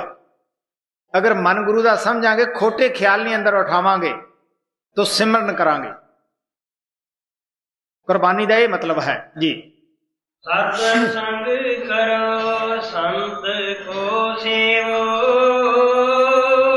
ਤਨ ਮਨ ਕਰੋ ਕੁਰਬਾਨ। ਸਤਿਗੁਰ ਸ਼ਬਦ ਸੁਨੋ ਗਗਨ ਚੜ, ਚੇਤ ਲਗਾਓ ਆਪਣਾ ਧਿਆਨ। ਜਦੋਂ ਅਸੀਂ ਆਪਣਾ ਆਪ ਕੁਰਬਾਨ ਕਰ ਦਿੰਨੇ ਹਾਂ, ਜਿਹੜੀਆਂ ਚੀਜ਼ਾਂ ਸਾਡੇ ਰਸਤੇ ਵਿੱਚ ਰੁਕਾਵਟ ਸਨ ਉਹ ਗੁਰੂ ਦੇ ਉੱਤੇ ਵਾਰ ਦਿੱਤੀਆਂ, ਗੁਰੂ ਨੂੰ ਦੇ ਦਿੱਤੀਆਂ, ਤਾਂ ਫਿਰ ਕੀ ਹੈ ਕਿ ਸਾਡੀ ਸੁਰਤ ਆਪਣੇ ਆਪ ਹੀ ਇੱਥੇ ਪਹੁੰਚ ਜਾਂਦੀ ਹੈ ਤੀਸਰੇ ਤਿਲ ਦੇ ਉੱਤੇ। ਤੀਸਰੇ ਤਿਲ ਤੋਂ ਥੋੜਾ ਜਿਹਾ ਪਿੱਛੇ ਨੂੰ ਹਟਵਾ ਗਗਨ ਜਿਸ ਨੂੰ ਬੋਲਦੇ ਹੈ, ਔਰ ਤਿਰਕੁਟੂ ਤੇ ਉੱਪਰਲੇ ਹਿੱਸੇ ਨੂੰ ਬੋਲਦੇ ਹੈ, ਜਿੱਥੇ ਕਿ ਆਤਮਾ ਨੂੰ ਬਹੁਤ ਅਰਸਾ ਰਹਿ ਕੇ ਅਭਿਆਸ ਕਰਨਾ ਪੈਂਦਾ ਹੈ। ਕਿਉਂਕਿ ਇੱਥੇ ਜਨਮਾਂ ਜਨਮਾਤਰਾਂ ਦੇ ਸਾਡੇ ਕਰਮਾਂ ਦਾ ਸਟਾਕ ਹੁੰਦਾ ਹੈ, ਔਰ ਇੱਥੇ ਆਤਮਾ ਰਹਿ ਕੇ ਅਭਿਆਸ ਕਰਕੇ ਉਸ ਨੂੰ ਖਤਮ ਕਰਦੀ ਹੈ। ਔਰ ਫਿਰ ਇਹ ਤੀਸਰਾ ਜਿਹੜਾ ਕਾਰਨ ਪੜਦਾ ਹੈ ਉੱਤੋਂ ਲੈ ਜਾਂਦਾ ਹੈ, 10ਵੇਂ ਦੁਆਰ 'ਚ ਪਹੁੰਚ ਜਾਂਦੀ ਹੈ। ਫਿਰ ਆਤਮਾ ਨੂੰ ਪਤਾ ਲੱਗਦਾ ਹੈ ਕਿ ਮੈਂ ਆਤਮਾ ਹਾਂ। ਉੱਥੇ ਜਾ ਕੇ ਨਾ ਗੋਰੇ ਦਾ ਭੇਦ ਰਹਿੰਦਾ ਹੈ, ਨਾ ਕਾਲੇ ਦਾ ਰਹਿੰਦਾ ਹੈ, ਨਾ ਔਰਤ ਦਾ ਰਹਿੰਦਾ ਹੈ, ਨਾ ਮਰਦ ਦਾ ਰਹਿੰਦਾ ਹੈ। ਆਤਮਾ ਆਤਮਾ ਹੀ ਹੈ ਜੀ। ਸਤਿਗੁਰ ਸ਼ਬਦ ਸੁਨੋ ਗਗਨ ਚੜ, ਚੇਤ ਲਗਾਓ ਆਪਣਾ ਧਿਆਨ। ਜਾਗਤ ਜਾਗਤ ਅਬ ਮਨ ਜਾਗਾ, ਝੂਠਾ ਲਗਾ ਜਾਨ। ਹੁਣ ਆਪ ਕਹਿੰਦੇ ਆ ਜਦ ਅਸੀਂ ਤਿਰਕੁਟੀ ਦੇ ਸਿਖਰ ਤੇ ਪਹੁੰਚ ਜਾਂਦੇ ਹਾਂ, ਥੋੜਾ ਵੀ ਅੰਦਰ ਇਸਕਿਆ ਹੋਇਆ ਆਦਮੀ ਸੰਸਾਰ ਦੀਆਂ ਮੈਲਾਂ 'ਚ ਨਹੀਂ ਲਿਬੜਦਾਗਾ। ਲੇਕਿਨ ਜਦ ਜਿੱਥੇ ਸਵਾਮੀ ਜੀ ਮਹਾਰਾਜ ਕਹਿੰਦੇ ਆ ਅਸੀਂ ਤਿਰਕੁਟੀ ਦੇ ਪਹੁੰਚ ਜਾਂਦੇ ਹਾਂ, ਬ੍ਰਹਮ ਦੇ ਵਿੱਚ ਪਹੁੰਚ ਜਾਂਦੇ ਹਾਂ, ਸਾਡਾ ਜਿਹੜਾ ਮਨ ਹੈ ਉਹ ਜਾਗ ਪੈਂਦਾ, ਕਿਉਂਕਿ ਇਹ ਤਿਰਕੁਟੀ ਦੇ ਰਹਿਣ ਵਾਲਾ ਹੈ। ਉਸ ਟਿਕਾਣੇ ਤੇ ਪਹੁੰਚ ਕੇ ਇਹਨੂੰ ਹੋਸ਼ ਆਉਂਦੀ ਹੈ ਕਿ ਮੈਂ ਤਾਂ ਬਹੁਤ ਵੱਡੀ ਤਾਕਤ ਦਾ ਮਾਲਕ ਸੀਗਾ, ਐਵੇਂ ਇੰਦਰੀਆਂ ਦੇ ਮਗਰ ਲੱਗ ਕੇ ਖਰਾਬ ਹੁੰਦਾ ਰਿਹਾ, ਬਰਬਾਦ ਹੁੰਦਾ ਰਿਹਾ। ਔਰ ਆਪ ਕਹਿਣ ਲੱਗੇ ਫਿਰ ਮਨ ਜਾਗ ਪੈਂਦਾ ਹੈ, ਦੁਨੀਆ ਕਨੀਓ ਸੌਂ ਜਾਂਦਾ ਹੈ। ਆਪਣੇ ਘਰ ਜਾ ਕੇ ਇਸ ਨੂੰ ਪਤਾ ਲੱਗਦਾ ਹੈ ਆਤਮਾ ਇਸ ਦੇ ਪੰਜੇ ਤੋਂ ਆਜ਼ਾਦ ਹੋ ਕੇ ਇਹ ਉੱਪਰ ਜਾਂਦੀ ਹੈ। ਜਾਗਤ ਜਾਗਤ ਅਬ ਮਨ ਜਾਗਾ, ਝੂਠਾ ਲਗਾ ਜਾਨ। ਮਨ ਕੀ ਮਦਦ ਮਿਲੀ ਸੂਰਤ ਕੋ, ਦੋਨੋਂ ਆਪਣੇ ਮਹਲ ਸਮਾਨ। ਹੁਣ ਜਿਹੜਾ ਮਨ ਰੋਜ਼ ਰੁਕਾਵਟ ਕਰਦਾ ਸੀਗਾ, ਰੋਜ਼ ਅਭਿਆਸ ਤੇ ਨਹੀਂ ਬੈਠਣ ਦਿੰਦਾ ਸੀਗਾ, ਜਦ ਆਪਣੇ ਘਰ ਤਿਰਕੁਟੀ ਦੇ ਵਿੱਚ ਪਹੁੰਚ ਗਿਆ, ਇਹ ਮਨ ਦੋਸਤ ਬਣ ਗਿਆ, ਮਿੱਤਰ ਬਣ ਗਿਆ। ਉੱਥੇ ਤਿਰਕੁਟੀ ਦੇ ਵਿੱਚ ਜਾ ਕੇ, ਬ੍ਰਹਮ ਦੇ ਵਿੱਚ ਜਾ ਕੇ ਸਮਾ ਗਿਆ।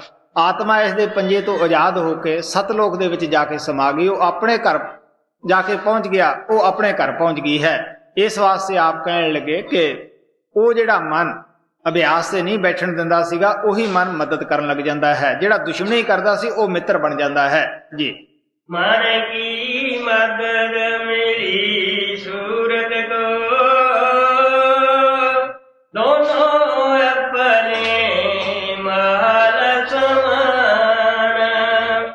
ਬਿਨਾ ਸ਼ਬਦ ਇਹ ਮਨ ਨਹੀਂ ਜਾਗੇ, ਕਰੋ ਚਾਹੇ ਕੋਈ ਅਨੇਕ ਬੇਦਾਨ। ਸਵਾਮੀ ਜੀ ਮਹਾਰਾਜ ਕਹਿੰਦੇ ਆ, ਬਗੈਰ ਸ਼ਬਦ ਨਾਮ ਦੀ ਕਮਾਈ ਤੋਂ ਕਦੇ ਤੁਹਾਡਾ ਮਨ ਜਾਗੇਗਾ ਨਹੀਂਗਾ।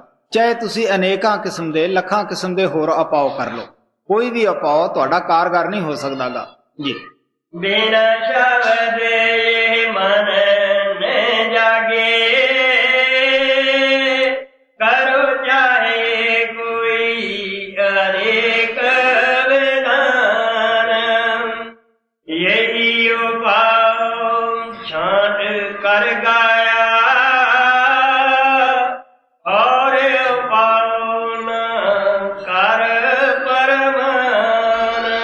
ਸਵਾਮੀ ਜੀ ਮਹਾਰਾਜ ਕਹਿੰਦੇ ਆ, ਅਗਰ ਰਿਖੀਆਂ ਮੁਨੀਆਂ ਨੇ, ਸਾਧੂ ਸੰਤਾਂ ਮਹਾਤਮਾ ਨੇ ਮਨ ਨੂੰ ਵਸ ਕੀਤਾ ਔਰ ਜਾਂ ਇਸ ਨੂੰ ਟਿਕਾਣੇ ਤੇ ਪਹੁੰਚਾਇਆ, ਸੁਰਤ ਸ਼ਬਦ ਦੇ ਅਭਿਆਸ ਨਾਲ ਹੀ ਜਗਾਇਆ ਔਰ ਪਹੁੰਚਾਇਆ, ਹੋਰ ਮੈਂ ਪ੍ਰਮਾਣ ਦੇਣ ਵਾਸਤੇ ਤਿਆਰ ਹੀ ਨਹੀਂਗਾ, ਕਿਉਂਕਿ ਹੋਰ ਕਿਸੇ 'ਚ ਕਾਰਗਰ ਹੀ ਨਹੀਂ ਹੋ ਸਕਦਾਗਾ ਜੀ। ਯਹੀ ਉਪਾਅ ਛਾਂਟ ਕਰ ਗਾਇਆ, ਔਰ ਉਪਾਅ ਨ ਕਰ ਪਰਮਾਨ। ਬਿਰਥਾ ਬੈਸ ਬਿਤਾਵੀ ਆਪਣੀ, ਲਗੇ ਨਾਮ ਕਬੀ ਠਿਕਾਨ। ਉਹ ਕਹਿਣ ਲੱਗੇ, ਜਿਵੇਂ ਪਸ਼ੂ ਜਾਨਵਰ ਖਾਣਾ ਖਾ ਕੇ ਰਾਤ ਨੂੰ ਸੌਂ ਕੇ ਵਕਤ ਗੁਜ਼ਾਰ ਗਏ ਹੈ, ਇਸੇ ਤਰ੍ਹਾਂ ਤੈਂ ਵੀ ਆਪਣੀ ਉਮਰ ਬਰਬਾਦ ਕਰ ਦਿੱਤੀ ਹੈ।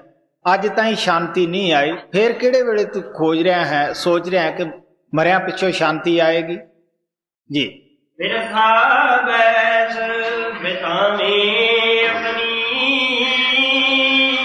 ਲਗੇ ਨਾ ਕਬੀ ਠਿਕਾਨ। ਸੰਤ ਬਿਨਾ ਸਭ ਭਟਕੇ ਡੋਲੇ, ਬਿਨਾ ਸੰਤ ਨੇ ਸ਼ਬਦ ਪਛਾਨ। ਹੁਣ ਲਾਲ ਦੀ ਕਦਰ ਜੌਹਰੀ ਨੂੰ ਹੁੰਦੀ ਹੈ, ਕੁਮਾਰ ਨੂੰ ਇਹਦੀ ਕੀ ਕਦਰ ਹੈ? ਜਿਹਨੇ ਵਿਚਾਰੇ ਜ਼ਿੰਦਗੀ 'ਚ ਕਦੇ ਦੇਖਿਆ ਨਹੀਂ ਹੁੰਦਾ, ਉਹਦੇ ਪਾਦਾ ਤੋਂ ਪੱਥਰ ਹੁੰਦਾ ਹੈ। ਜੌਹਰੀ ਨੂੰ ਲਾਲ ਮਿਲ ਜਾਂਦਾ ਹੈ, ਉਹ ਸਿਰ ਤੇ ਰੱਖਦਾ ਹੈ। ਕੁਮਾਰ ਨੂੰ ਮਿਲ ਜਾਵੇ, ਉਹ ਗਧੇ ਖੋਤੇ ਦੇ ਗਲ ਵਿੱਚ ਪਾ ਦਿੰਦਾ ਹੈ। ਇਸ ਵਾਸਤੇ ਆਪ ਕਹਿੰਦੇ ਆ, ਜਿੰਨਾ ਚਿਰ ਸਾਨੂੰ ਸੰਤ ਸਤਿਗੁਰੂ ਨਹੀਂ ਮਿਲਦੇਗੇ, ਅਸੀਂ ਥਾਂ ਥਾਂ ਭਟਕਦੇ ਫਿਰਦੇ ਆਂ, ਡੋਲਦੇ ਫਿਰਦੇ ਆਂ, ਕਦੇ ਕਿਤੇ ਜਾਂਦੇ ਆਂ, ਕਦੇ ਕਿਤੇ ਜਾਂਦੇ ਹਾਂ, ਔਰ ਬਗੈਰ ਸੰਤ ਤੋਂ ਸ਼ਬਦ ਦੀ ਪਛਾਣ ਨਹੀਂ। ਕਿਉਂਕਿ ਕਾਲ ਨੇ ਅੰਦਰ ਆਪਣੇ ਸ਼ਬਦ ਵੀ ਰੱਖੇ ਹੋਏ ਹੈ। ਮੈਂ ਖੋਲ ਕੇ ਦੱਸੂਗਾ ਕਿ ਕਿਸ ਤਰ੍ਹਾਂ ਅੰਦਰਲੇ ਤੱਤਾਂ ਦੇ ਰੰਗ ਹੈ ਔਰ ਕਿਸ ਤਰ੍ਹਾਂ ਅੰਦਰਲੇ ਚੱਕਰਾਂ ਦੇ ਰੰਗ ਹੈ। ਅਗਰ ਪਹੁੰਚਿਆ ਹੋਇਆ ਗੁਰੂ ਨਹੀਂ ਤਾਂ ਕਾਲ ਉਹ ਆਪਦੀਆਂ ਜੋਤਾਂ ਵੀ ਦਿਖਾ ਕੇ ਭਰਪੂਰ ਕਰ ਦਿੰਦਾ ਹੈ ਕਿ ਕੁਰਾਹੇ ਪਾ ਦਿੰਦਾ ਹੈ। ਇਸ ਵਾਸਤੇ ਅੰਦਰ ਪੂਰੇ ਸੰਤ ਹੀ ਉਹ ਸ਼ਬਦ ਨੂੰ ਪਛਾਣਦੇ ਹੈ। ਅੰਤਰ ਸ਼ਬਦ ਸੁਰਤ ਧੁਨ ਜਾਗਾ, ਸਤਿਗੁਰ ਝਗੜ ਨਵੇੜਾ। ਅੰਦਰ ਸਤਿਗੁਰੂ ਦੱਸਦਾ ਹੈ ਕਿ ਕਿਹੜੇ ਸ਼ਬਦ ਨੂੰ ਪਕੜਨਾ, ਕਿਹੜੇ ਨੂੰ ਛੱਡਣਾ ਹੈ, ਕਿਉਂਕਿ ਉਹ ਸਾਹ ਸਾਹ ਦੇ ਨਾਲ ਜੀਵ ਦੇ ਨਾਲ ਹੁੰਦਾ ਹੈ। ਜੀਵ ਨੂੰ ਅੰਦਰ ਦਾ ਕੀ ਭੇਦ ਹੈ, ਕੀ ਇਸ ਨੂੰ ਪਤਾ ਹੈ? ਬਾਹਰ ਤਾਂ ਜੋ ਸਾਨੂੰ ਸਾਧਨ ਔਰ ਤਰੀਕਾ ਸੰਤ ਦੱਸਦੇ ਅੰਦਰ ਜਾਣ ਦਾ, ਉਹ ਤਾਂ ਸਿਰਫ ਅਸੀਂ ਅੰਦਰ ਜਾਣਾ ਹੈ। ਲੇਕਿਨ ਅੰਦਰ ਤਾਂ ਵਾਕਫ ਤੁਹਾਡਾ ਕਾਰ ਬੈਠ ਜਾਂਦਾ ਜਦ ਨਾਮ ਦਿੰਦਾ ਹੈ, ਉਹਨੇ ਜ਼ਿੰਮੇਵਾਰੀ ਲੈ ਲਈ ਹੈ। ਇਸ ਵਾਸਤੇ ਆਪ ਕਹਿੰਦੇ ਬਗੈਰ ਸੰਤ ਤੋਂ ਸਾਰੀ ਦੁਨੀਆ ਭਟਕਦੀ ਹੈ, ਡੋਲਦੀ ਹੈ। ਬਗੈਰ ਸੰਤ ਤੋਂ ਕਿਸੇ ਨੂੰ ਪਛਾਣ ਹੀ ਨਹੀਂ ਉਸ ਸ਼ਬਦ ਦੀ ਜੀ। ਸੰਤ ਬਿਨਾ ਸਭ ਭਟਕੇ ਡੋਲੇ, ਬਿਨਾ ਸੰਤ ਨਹੀਂ ਸ਼ਬਦ ਪਛਾਣ। ਸ਼ਬਦ ਸ਼ਬਦ ਮੈਂ ਸ਼ਬਦ ਹੀ ਗਾऊं, ਤੂੰ ਵੀ ਸੁਰਤ ਲਗਾ ਦੇ ਤਾਨ। ਹੁਣ ਆਪ ਕਹਿੰਦੇ ਆ ਕਿ ਮੈਂ ਜਿਹੜਾ ਸ਼ਬਦ ਨਾਮ ਦਾ ਤੁਹਾਨੂੰ ਪ੍ਰਚਾਰ ਕਰਦਾ ਹੈ, ਮੇਰਾ ਮਤਲਬ ਸ਼ਬਦ ਗਾਉਣ ਵਜਾਉਣ ਵਾਲਾ ਨਹੀਂ। ਉਹ ਸ਼ਬਦ ਸੱਚਖੰਡ ਤੋਂ ਉੱਠਦਾ ਹੈ, ਸਾਡੇ ਸਭ ਦੇ ਮੱਥੇ ਦੇ ਪਿੱਛੇ ਤੁਨਕਾਰਾਂ ਦੇ ਰਿਹਾ ਹੈ, ਜਿਸ ਨੂੰ ਗੁਰੂ ਨਾਨਕ ਦੇਵ ਜੀ ਰੱਬੀ ਬਾਣੀ ਤੁਰਕੀ ਬਾਣੀ ਕਰਕੇ ਬਿਆਨ ਕਰਦੇ ਆ। ਅਮਰ ਹੁਕਮ ਵੀ ਕਹਿੰਦੇ ਆ, ਅਕਥ ਕਥਾ ਵੀ ਕਹਿੰਦੇ ਆ, ਹਰੀ ਕੀਰਤਨ ਵੀ ਕਹਿੰਦੇ ਆ। ਔਰ ਇਸੇ ਤਰ੍ਹਾਂ ਹਿੰਦੂ ਮਹਾਤਮਾ ਉਸ ਨੂੰ ਰਾਮ ਨਾਮ, ਰਾਮ ਧੁਨ, ਦਿਵ ਧੁਨੀ, ਆਕਾਸ਼ ਬਾਣੀ ਵੀ ਕਰਕੇ ਬਿਆਨ ਕਰਦੇ ਹੈ। ਇਸੇ ਤਰ੍ਹਾਂ ਮੁਸਲਮਾਨ ਫਕੀਰ ਉਸ ਨੂੰ ਕਲਮਾ ਬਾਂਗੇ ਅਸਮਾਨੀ ਕਿ ਅਸਮਾਨ ਚੋਂ ਬਾਂਗ ਆ ਰਹੀ ਹੈ। ਇਸ ਵਾਸਤੇ ਹਰ ਮਹਾਤਮਾ ਨੇ ਉਸ ਸ਼ਬਦ ਨਾਮ ਦਾ ਜ਼ਿਕਰ ਕੀਤਾ ਹੈ ਔਰ ਉਹ ਬਿਨਾਂ ਵਜਾਇਆ ਵੱਜਦਾ ਹੈ। ਹਜ਼ਰਤ ਬਾਹੂ ਨੇ ਕਿਹਾ ਸੀ, ਮੈਂ ਜਿਸ ਕਲਮੇ ਦਾ ਜ਼ਿਕਰ ਕਰਦਾ ਹਾਂ ਉਹ ਕਲਮਾ ਲਿਖਣ ਪੜ੍ਹਨ ਬੋਲਣ ਵਾਲਾ ਨਹੀਂ। ਆਪ ਕਹਿੰਦੇ ਜਵਾਨ ਉਸ ਨੂੰ ਅਦਾ ਨਹੀਂ ਕਰਦੀ, ਉਹ ਤਾਂ ਬਿਨਾਂ ਪੜ੍ਹਿਆ ਹੀ ਪੜ੍ਹੀਦਾ ਹੈ। ਮਹਾਰਾਜ ਸਾਵਣ ਸਿੰਘ ਜਦ ਸਿਕੰਦਰਪੁਰ ਗਏ, ਉਹ ਆਬਾਦੀ ਸਾਰੀ ਮੁਸਲਮਾਨਾਂ ਦੀ ਸੀ। ਮਹਾਰਾਜ ਸਾਵਣ ਸਿੰਘ ਕੋਲੇ ਸ਼ਾਮ ਦੇ ਵਕਤ ਸਾਰੇ ਮੁਸਲਮਾਨ ਗਾਂਵ ਵਾਲੇ ਆਉਂਦੇ ਹੁੰਦੇ ਸਨ ਗੱਲਾਂ ਸੁਣਨ ਵਾਸਤੇ, ਥੋੜੇ ਬਹੁਤੇ ਬਚਨ ਸੁਣਦੇ ਸੀਗੇ। ਇੱਕ ਦਿਨ ਮਹਾਰਾਜ ਸਾਵਣ ਸਿੰਘ ਕਹਿਣ ਲੱਗੇ, ਤੁਹਾਡੇ ਵਿੱਚੋਂ ਕੋਈ ਮੁਸਲਮਾਨ ਵੀ ਹੈ? ਉਹ ਸਾਰੇ ਹੈਰਾਨ ਜੇ ਪਰੇਸ਼ਾਨ ਹੋ ਗਏ। ਕਹਿਣ ਲੱਗੇ, ਜੀ ਅਸੀਂ ਤੁਹਾਨੂੰ ਕੀ ਦੀਦੇ ਹਾਂ? ਉਹ ਕਹਿਣ ਲੱਗੇ ਕਿ ਮੈਨੂੰ ਤਾਂ ਤੁਸੀਂ ਬੰਦੇ ਦੀਦੇ ਹੋ। ਅਕੇ ਜੀ ਨਹੀਂ, ਅਸੀਂ ਮੁਸਲਮਾਨ ਜਾਤੀ ਦੇ ਵਿੱਚ ਪੈਦਾ ਹੋਏ ਆ, ਮੁਸਲਮਾਨ ਹੈ। ਉਹ ਕਹਿਣ ਲੱਗੇ ਕਿ ਤੁਸੀਂ ਕਿਹਨੂੰ ਮੁਸਲਮਾਨ ਕਹਿੰਦੇ ਹੋ, ਕੌਣ ਹੁੰਦਾ ਹੈ? ਕਿ ਜੀ ਜਿਹਦੇ ਕੋਲੇ ਕਲਮਾ ਹੋਵੇ। ਮਹਾਰਾਜ ਸਾਵਣ ਸਿੰਘ ਕਹਿਣ ਲੱਗੇ ਕਿ ਮੈਂ ਸੁਣਿਆ ਵੀ ਕਲਮੇ ਦੇ ਨੇੜੇ ਸ਼ੈਤਾਨ ਨਹੀਂ ਆਉਂਦਾਗਾ। ਉਹ ਕਹਿੰਦੇ ਹਾਂ। ਫਿਰ ਕਿ ਤੁਹਾਡੇ ਕਈ ਭਰਾ ਮੁਸਲਮਾਨ ਬਣ ਕੇ ਕਚਹਿਰੀਆਂ 'ਚ ਫਿਰਦੇ ਹੈ, ਇੱਕ ਦੂਜੇ ਦੇ ਜਾਨਲੇਵਾ ਹੋਏ ਫਿਰਦੇ ਹੈ, ਕਿਸੇ ਨੂੰ ਸ਼ਾਂਤੀ ਨਹੀਂ। ਉਹ ਕਹਿਣ ਲੱਗੇ, ਜੀ ਅਸੀਂ ਤਾਂ ਕਲਮਾ ਇਹੀ ਸਮਝਦੇ ਹਾਂ, ਲਾ ਇਲਾਹਾ ਇਲੱਲਾ ਮੁਹੰਮਦ ਰਸੂਲੁल्लाह। ਉਹ ਕਹਿਣ ਲੱਗੇ, ਨਹੀਂ, ਇਹ ਤਾਂ ਕਲਮੇ ਦੀ ਸਿਫਤ ਹੈ। ਤੋ ਸੰਤ ਕਲਮਾ ਅੰਦਰ ਰੱਖਦੇ ਹੈ। ਔਰ ਉਹਨਾਂ ਲੋਕਾਂ ਨੇ ਬਾਬਾ ਜੀ ਤੋਂ ਕਲਮਾ ਲਿਆ। ਬਾਬਾ ਜੀ ਨੇ ਉਹਨਾਂ ਨੂੰ ਕਲਮਾ ਸਮਝਾਇਆ, ਦੱਸਿਆ। ਔਰ ਜਦ ਹਿੰਦੁਸਤਾਨ ਔਰ ਪਾਕਿਸਤਾਨ ਦਾ ਬਟਵਾਰਾ ਹੋਇਆ, ਮਹਾਰਾਜ ਸਾਵਣ ਸਿੰਘ ਨੇ ਉਹਨਾਂ ਨੂੰ ਸਹੀ ਸਲਾਮਤ ਉਹਨਾਂ ਦੇ ਦੇਸ਼ ਦੇ ਵਿੱਚ ਪਹੁੰਚਾਇਆ।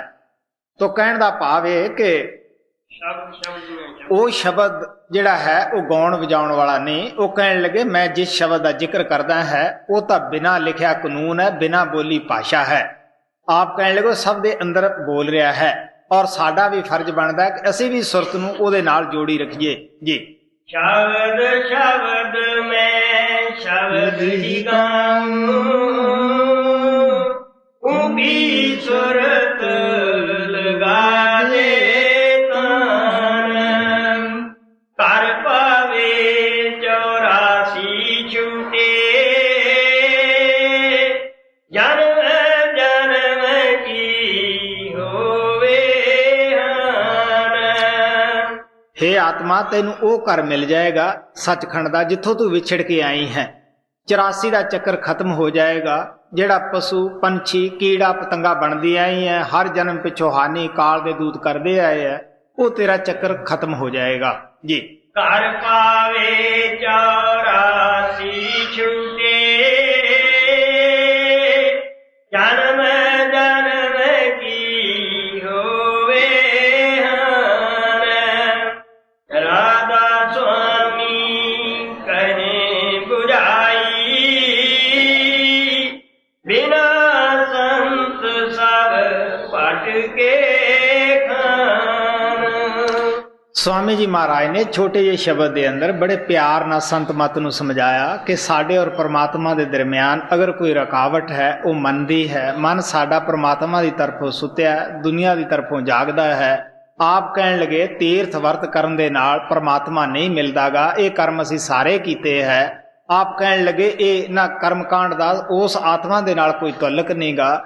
ਸੰਤ ਜਦ ਵੀ ਆਉਂਦੇ ਹੈ, ਕਿਸੇ ਦੀ ਕੌਮ ਮਜਹਬ ਦਾ ਉਹ ਖੰਡਨ ਨਹੀਂ ਕਰਦੇਗੇ ਔਰ ਨਾ ਸਾਨੂੰ ਕੋਈ ਨਵਾਂ ਬੋਲਾ ਪਕੜਾਉਂਦੇ ਹੈ। ਆਪ ਕਹਿਣ ਲੱਗੇ ਕਿ ਜਦੋਂ ਅਸੀਂ ਖੋਜਦੇ ਹਾਂ, ਪਰਮਾਤਮਾ ਮਿਹਰ ਕਰਕੇ ਸਾਨੂੰ ਸੰਤ ਦੀ ਸ਼ਰਨ ਬਖਸ਼ਦਾ ਹੈ। ਸੰਤ ਕੋਲੇ ਜਾਂਦੇ ਹਾਂ, ਉਹ ਸਾਨੂੰ ਸਤਸੰਗ, ਨਾਮ ਔਰ ਗੁਰੂ ਭਗਤੀ ਤੇ ਜ਼ੋਰ ਦਿੰਦਾ ਹੈ। ਜਦ ਅਸੀਂ ਇਹ ਕਰਦੇ ਹਾਂ, ਅਸੀਂ ਪਰਮਾਤਮਾ ਦੀ ਤਰਫੋਂ ਜਾਗ ਪੈਂਦੇ ਹਾਂ, ਦੁਨੀਆ ਦੀ ਤਰਫੋਂ ਸੌਂ ਜਾਂਦੇ ਹਾਂ। ਇਸ ਵਾਸਤੇ ਆਪ ਕਹਿਣ ਲੱਗੇ, ਉਹ ਸ਼ਬਦ ਦੀ ਬਗੈਰ ਸੰਤਾਂ ਤੋਂ ਕੋਈ ਪਛਾਣ ਨਹੀਂ ਗੀ। ਉਹੀ ਪਛਾਣਦੇ ਹੈ ਕਿਉਂਕਿ ਉਹ ਸ਼ਬਦ ਹੀ ਉਹ ਪਰਮਾਤਮਾ ਨੇ ਦੇਹ ਧਾਰ ਕੇ ਸੰਸਾਰ ਵਿੱਚ ਭੇਜਿਆ ਹੁੰਦਾ ਹੈ। ਆਪ ਕਹਿਣ ਲੱਗੇ ਕਿ ਬਗੈਰ ਜਿੰਨਾ ਚਿਰ ਗੁਰੂ ਮਿਲੇ ਤੋਂ ਸਾਰੇ ਜੀਵ ਜੰਮਣ ਮਰਨ ਕਿਸੇ ਦਾ ਛੁੱਟਦਾ ਨਹੀਂਗਾ। ਗੁਰੂ ਅਮਰਦੇਵ ਜੀ ਮਹਾਰਾਜ ਕਹਿੰਦੇ ਆ, ਅਨੇਕ ਜੂਨੀ ਭਰਮ ਆਏ, ਬਿਨ ਸਤਿਗੁਰ ਮੁਕਤ ਨਾ ਪਾਏ। ਫੇਰ ਮੁਕਤ ਪਾਏ ਲੱਗ ਚਰਨੀ ਸਤਿਗੁਰ ਸ਼ਬਦ ਸੁਣਾਏ। ਆਪ ਕਹਿਣ ਲੱਗੇ ਭਰਾਵਾ ਜਿੰਨੀਆਂ ਜੂਨਾਂ 'ਚ ਤੇਰੀ ਮਰਜ਼ੀ ਹੈ ਤੂੰ ਜਾਇਆ, ਮੁਕਤੀ ਤਾਂ ਫਿਰ ਵੀ ਸ਼ਬਦ ਨਾਮ ਪ੍ਰਾਪਤ ਕਰਨਾ ਪਏਗਾ, ਇਸ ਰਸਤੇ ਤੇ ਆ ਕੇ ਹੀ ਹੋਣੀ ਹੈ। ਉਹ ਸਾਡਾ ਵੀ ਫਰਜ਼ ਬਣਦਾ ਹੈ ਜੋ ਕੋਈ ਸਵਾਮੀ ਜੀ ਮਹਾਰਾਜ ਨੇ ਦਇਆ ਕਰਕੇ ਸਾਨੂੰ ਸਮਝਾਇਆ ਹੈ ਉਸ ਦੇ ਉੱਤੇ ਅਸੀਂ ਚੱਲੀਏ, ਆਪਣੇ ਜੀਵਨ ਨੂੰ ਸਫਲ ਬਣਾਈਏ। ਕਿਉਂਕਿ ਨਾਮ ਨੂੰ ਛੱਡ ਕੇ ਜਿਸ ਵੀ ਮਾਰਗ ਤੇ ਅਸੀਂ ਜਾਵਾਂਗੇ, ਗੁਰੂ ਨਾਨਕ ਸਾਹਿਬ ਕਹਿਣ ਲੱਗੇ ਸਾਨੂੰ ਪਛਤਾਉਣਾ ਪੈਂਦਾ ਹੈ। ਨਾਮ ਵਸਾਰ ਚੱਲੇ ਅਨਮਾਰਗ ਅੰਤ ਕਾਲ ਪਛਤਾਈ ਹੈ। ਉਸ ਨੂੰ ਪਛਤਾਉਣਾ ਪੈਂਦਾ ਹੈ ਕਿ ਉਹ ਮੈਂ ਨਾਮ ਦੀ ਕਮਾਈ ਨਾ ਕੀਤੀ, ਕਿਉਂਕਿ ਨਾਮ ਉਹ ਚੀਜ਼ ਹੈ, ਉਹ ਬੀਜਾ ਹੈ। ਜਿਸ ਤਰ੍ਹਾਂ ਇੱਥੋਂ ਅਸੀਂ ਅਮਰੀਕਾ ਦੇ ਵਿੱਚ ਜਾਣਾ ਹੋਵੇ, ਸਭ ਤੋਂ ਪਹਿਲਾਂ ਉਹਨਾਂ ਦੀ ਅੰਬੈਸੀ ਦੇ ਅੰਦਰ ਜਾਵਾਂਗੇ ਜਿੱਥੇ ਕਿ ਉਹਨਾਂ ਦੇ ਮੁਲਕ ਦੇ ਆਦਮੀ ਰਹਿੰਦੇ ਹੈ। ਉਸ ਮੁਲਕ ਦੀ ਤਰਫੋਂ ਉਹਨਾਂ ਨੂੰ ਮੋਹਰ ਮਿਲੀ ਹੋਈ ਹੈ ਔਰ ਮੁਕਰਰ ਕੀਤੇ ਹੈ, ਔਰ ਉਹ ਸਾਨੂੰ ਅਗਰ ਮੋਹਰ ਲਾ ਦਿੰਦੇ ਹੈ ਉਸ ਮੁਲਕ ਦੇ ਅੰਦਰ ਅਸੀਂ ਨਾ ਧੜਕ ਹੋ ਕੇ ਵੜ ਜਾਂਦੇ ਹਾਂ, ਸਾਨੂੰ ਕੋਈ ਪੁੱਛਦਾ ਨਹੀਂਗਾ। ਸੰਤਾਂ ਨੂੰ ਉਸ ਪਰਮਾਤਮਾ ਨੇ ਆਪਣੀ ਮੋਹਰ ਨਾਮ ਦੇ ਕੇ ਭੇਜਿਆ ਹੈ, ਉਹ ਸਾਨੂੰ ਬੀਜਾ ਦਿੰਦੇ ਹੈ। ਇਸ ਵਾਸਤੇ ਗੁਰੂ ਨਾਨਕ ਸਾਹਿਬ ਕਹਿੰਦੇ ਜੇ ਜੀਆ ਡੰਡ ਘੋਲੇ ਨਾ ਜੁਗਾਤ, ਸਤਿਗੁਰ ਕਰਦੀ ਨਹੀਂ ਤੁਰਕੀ ਛਾਪ। ਉਹ ਜਦੋਂ ਮੋਹਰ ਛਾਪ ਸਾਡੇ ਉੱਤੇ ਲਾ ਦਿੰਦੇ ਹੈ, ਨਾ ਕੋਈ ਸਾਨੂੰ ਈਸ਼ਰ ਰੋਕਦਾ ਹੈ ਨਾ ਪਰਮੇਸ਼ਰ ਰੋਕਦਾ ਹੈ। ਈਸ਼ਰ ਕੌਣ ਹੈ? ਜੋ ਸੰਦਲ ਕਮਲ ਦਾ ਮਾਲਕ ਹੈ। ਪਰਮੇਸ਼ਰ ਤ੍ਰਿਕੁਟੀ ਦੇ ਮਾਲਕ ਬ੍ਰਹਮ ਨੂੰ ਕਹਿੰਦੇ ਹੈ। ਇਸ ਵਾਸਤੇ ਸੰਤ ਸਾਨੂੰ ਸੱਚਖੰਡ ਦਾ ਬੀਜਾ ਦੇ ਦਿੰਦੇ ਹੈ। ਰਾਜ ਕੌਣ ਰੋਕ ਸਕਦਾ ਹੈ? ਅਗਰ ਸਾਡੇ ਕੋਲੇ ਅਮਰੀਕਾ ਦਾ ਬੀਜਾ ਹੈ ਤਾਂ ਅਸੀਂ ਦੂਸਰੇ ਮੁਲਕਾਂ ਦੇ ਉੱਤੋਂ ਦੀ ਉੱਡ ਕੇ ਚਲੇ ਜਾਂਦੇ ਹਾਂ। ਅਰਬ ਦੇ ਮੁਲਕ ਹੈ, ਕਿਸ ਤਰ੍ਹਾਂ ਇੰਗਲੈਂਡ ਹੈ, ਜਰਮਨੀ ਹੈ, ਸਾਰੇ ਸਮੁੰਦਰ ਰਸਤੇ ਦੇ ਵਿੱਚ ਰਹਿ ਜਾਂਦੇ ਹੈ ਔਰ ਅਸੀਂ ਸਿੱਧੇ ਉੱਥੇ ਪਹੁੰਚ ਜਾਂਦੇ ਹਾਂ। ਇਸੇ ਤਰ੍ਹਾਂ ਸੰਤ ਮਹਾਤਮਾ ਸਾਨੂੰ ਰਸਤੇ ਦੇ ਵਿੱਚ ਕਿਸੇ ਥਾਂ ਰੁਕਣ ਨਹੀਂ ਦਿੰਦੇਗੇ। ਜਿਹੜੇ ਧਨੀ ਰਸਤੇ ਦੇ ਵਿੱਚ ਰੋਕਣ ਵਾਲੇ ਹੈ ਉਹ ਵੇਖ ਲੈਂਦੇ ਆ ਕਿ ਇਹ ਤਾਂ ਸਤਿਗੁਰਾਂ ਦਾ ਜੀਵ ਹੈ। ਸੋ ਸਾਨੂੰ ਵੀ ਚਾਹੀਦਾ ਹੈ ਨਾਮ ਸ਼ਬਦ ਦੀ ਕਮਾਈ ਕਰੀਏ, ਜੀਵਨ ਨੂੰ ਪਵਿੱਤਰ ਔਰ ਬਣਾਈਏ। ਘਰ ਪਾਵੇ 84 ਝੂਟੇ, ਜਨਮ ਜਨਮ ਕੀ ਹੋਵੇ ਨਾਮ। ਰਾਧਾ ਸੁਆਮੀ ਕਹੇ ਬੁਝਾਈ, ਬਿਨਾ ਸੰਤ ਸਭ ਪਟ ਕੇ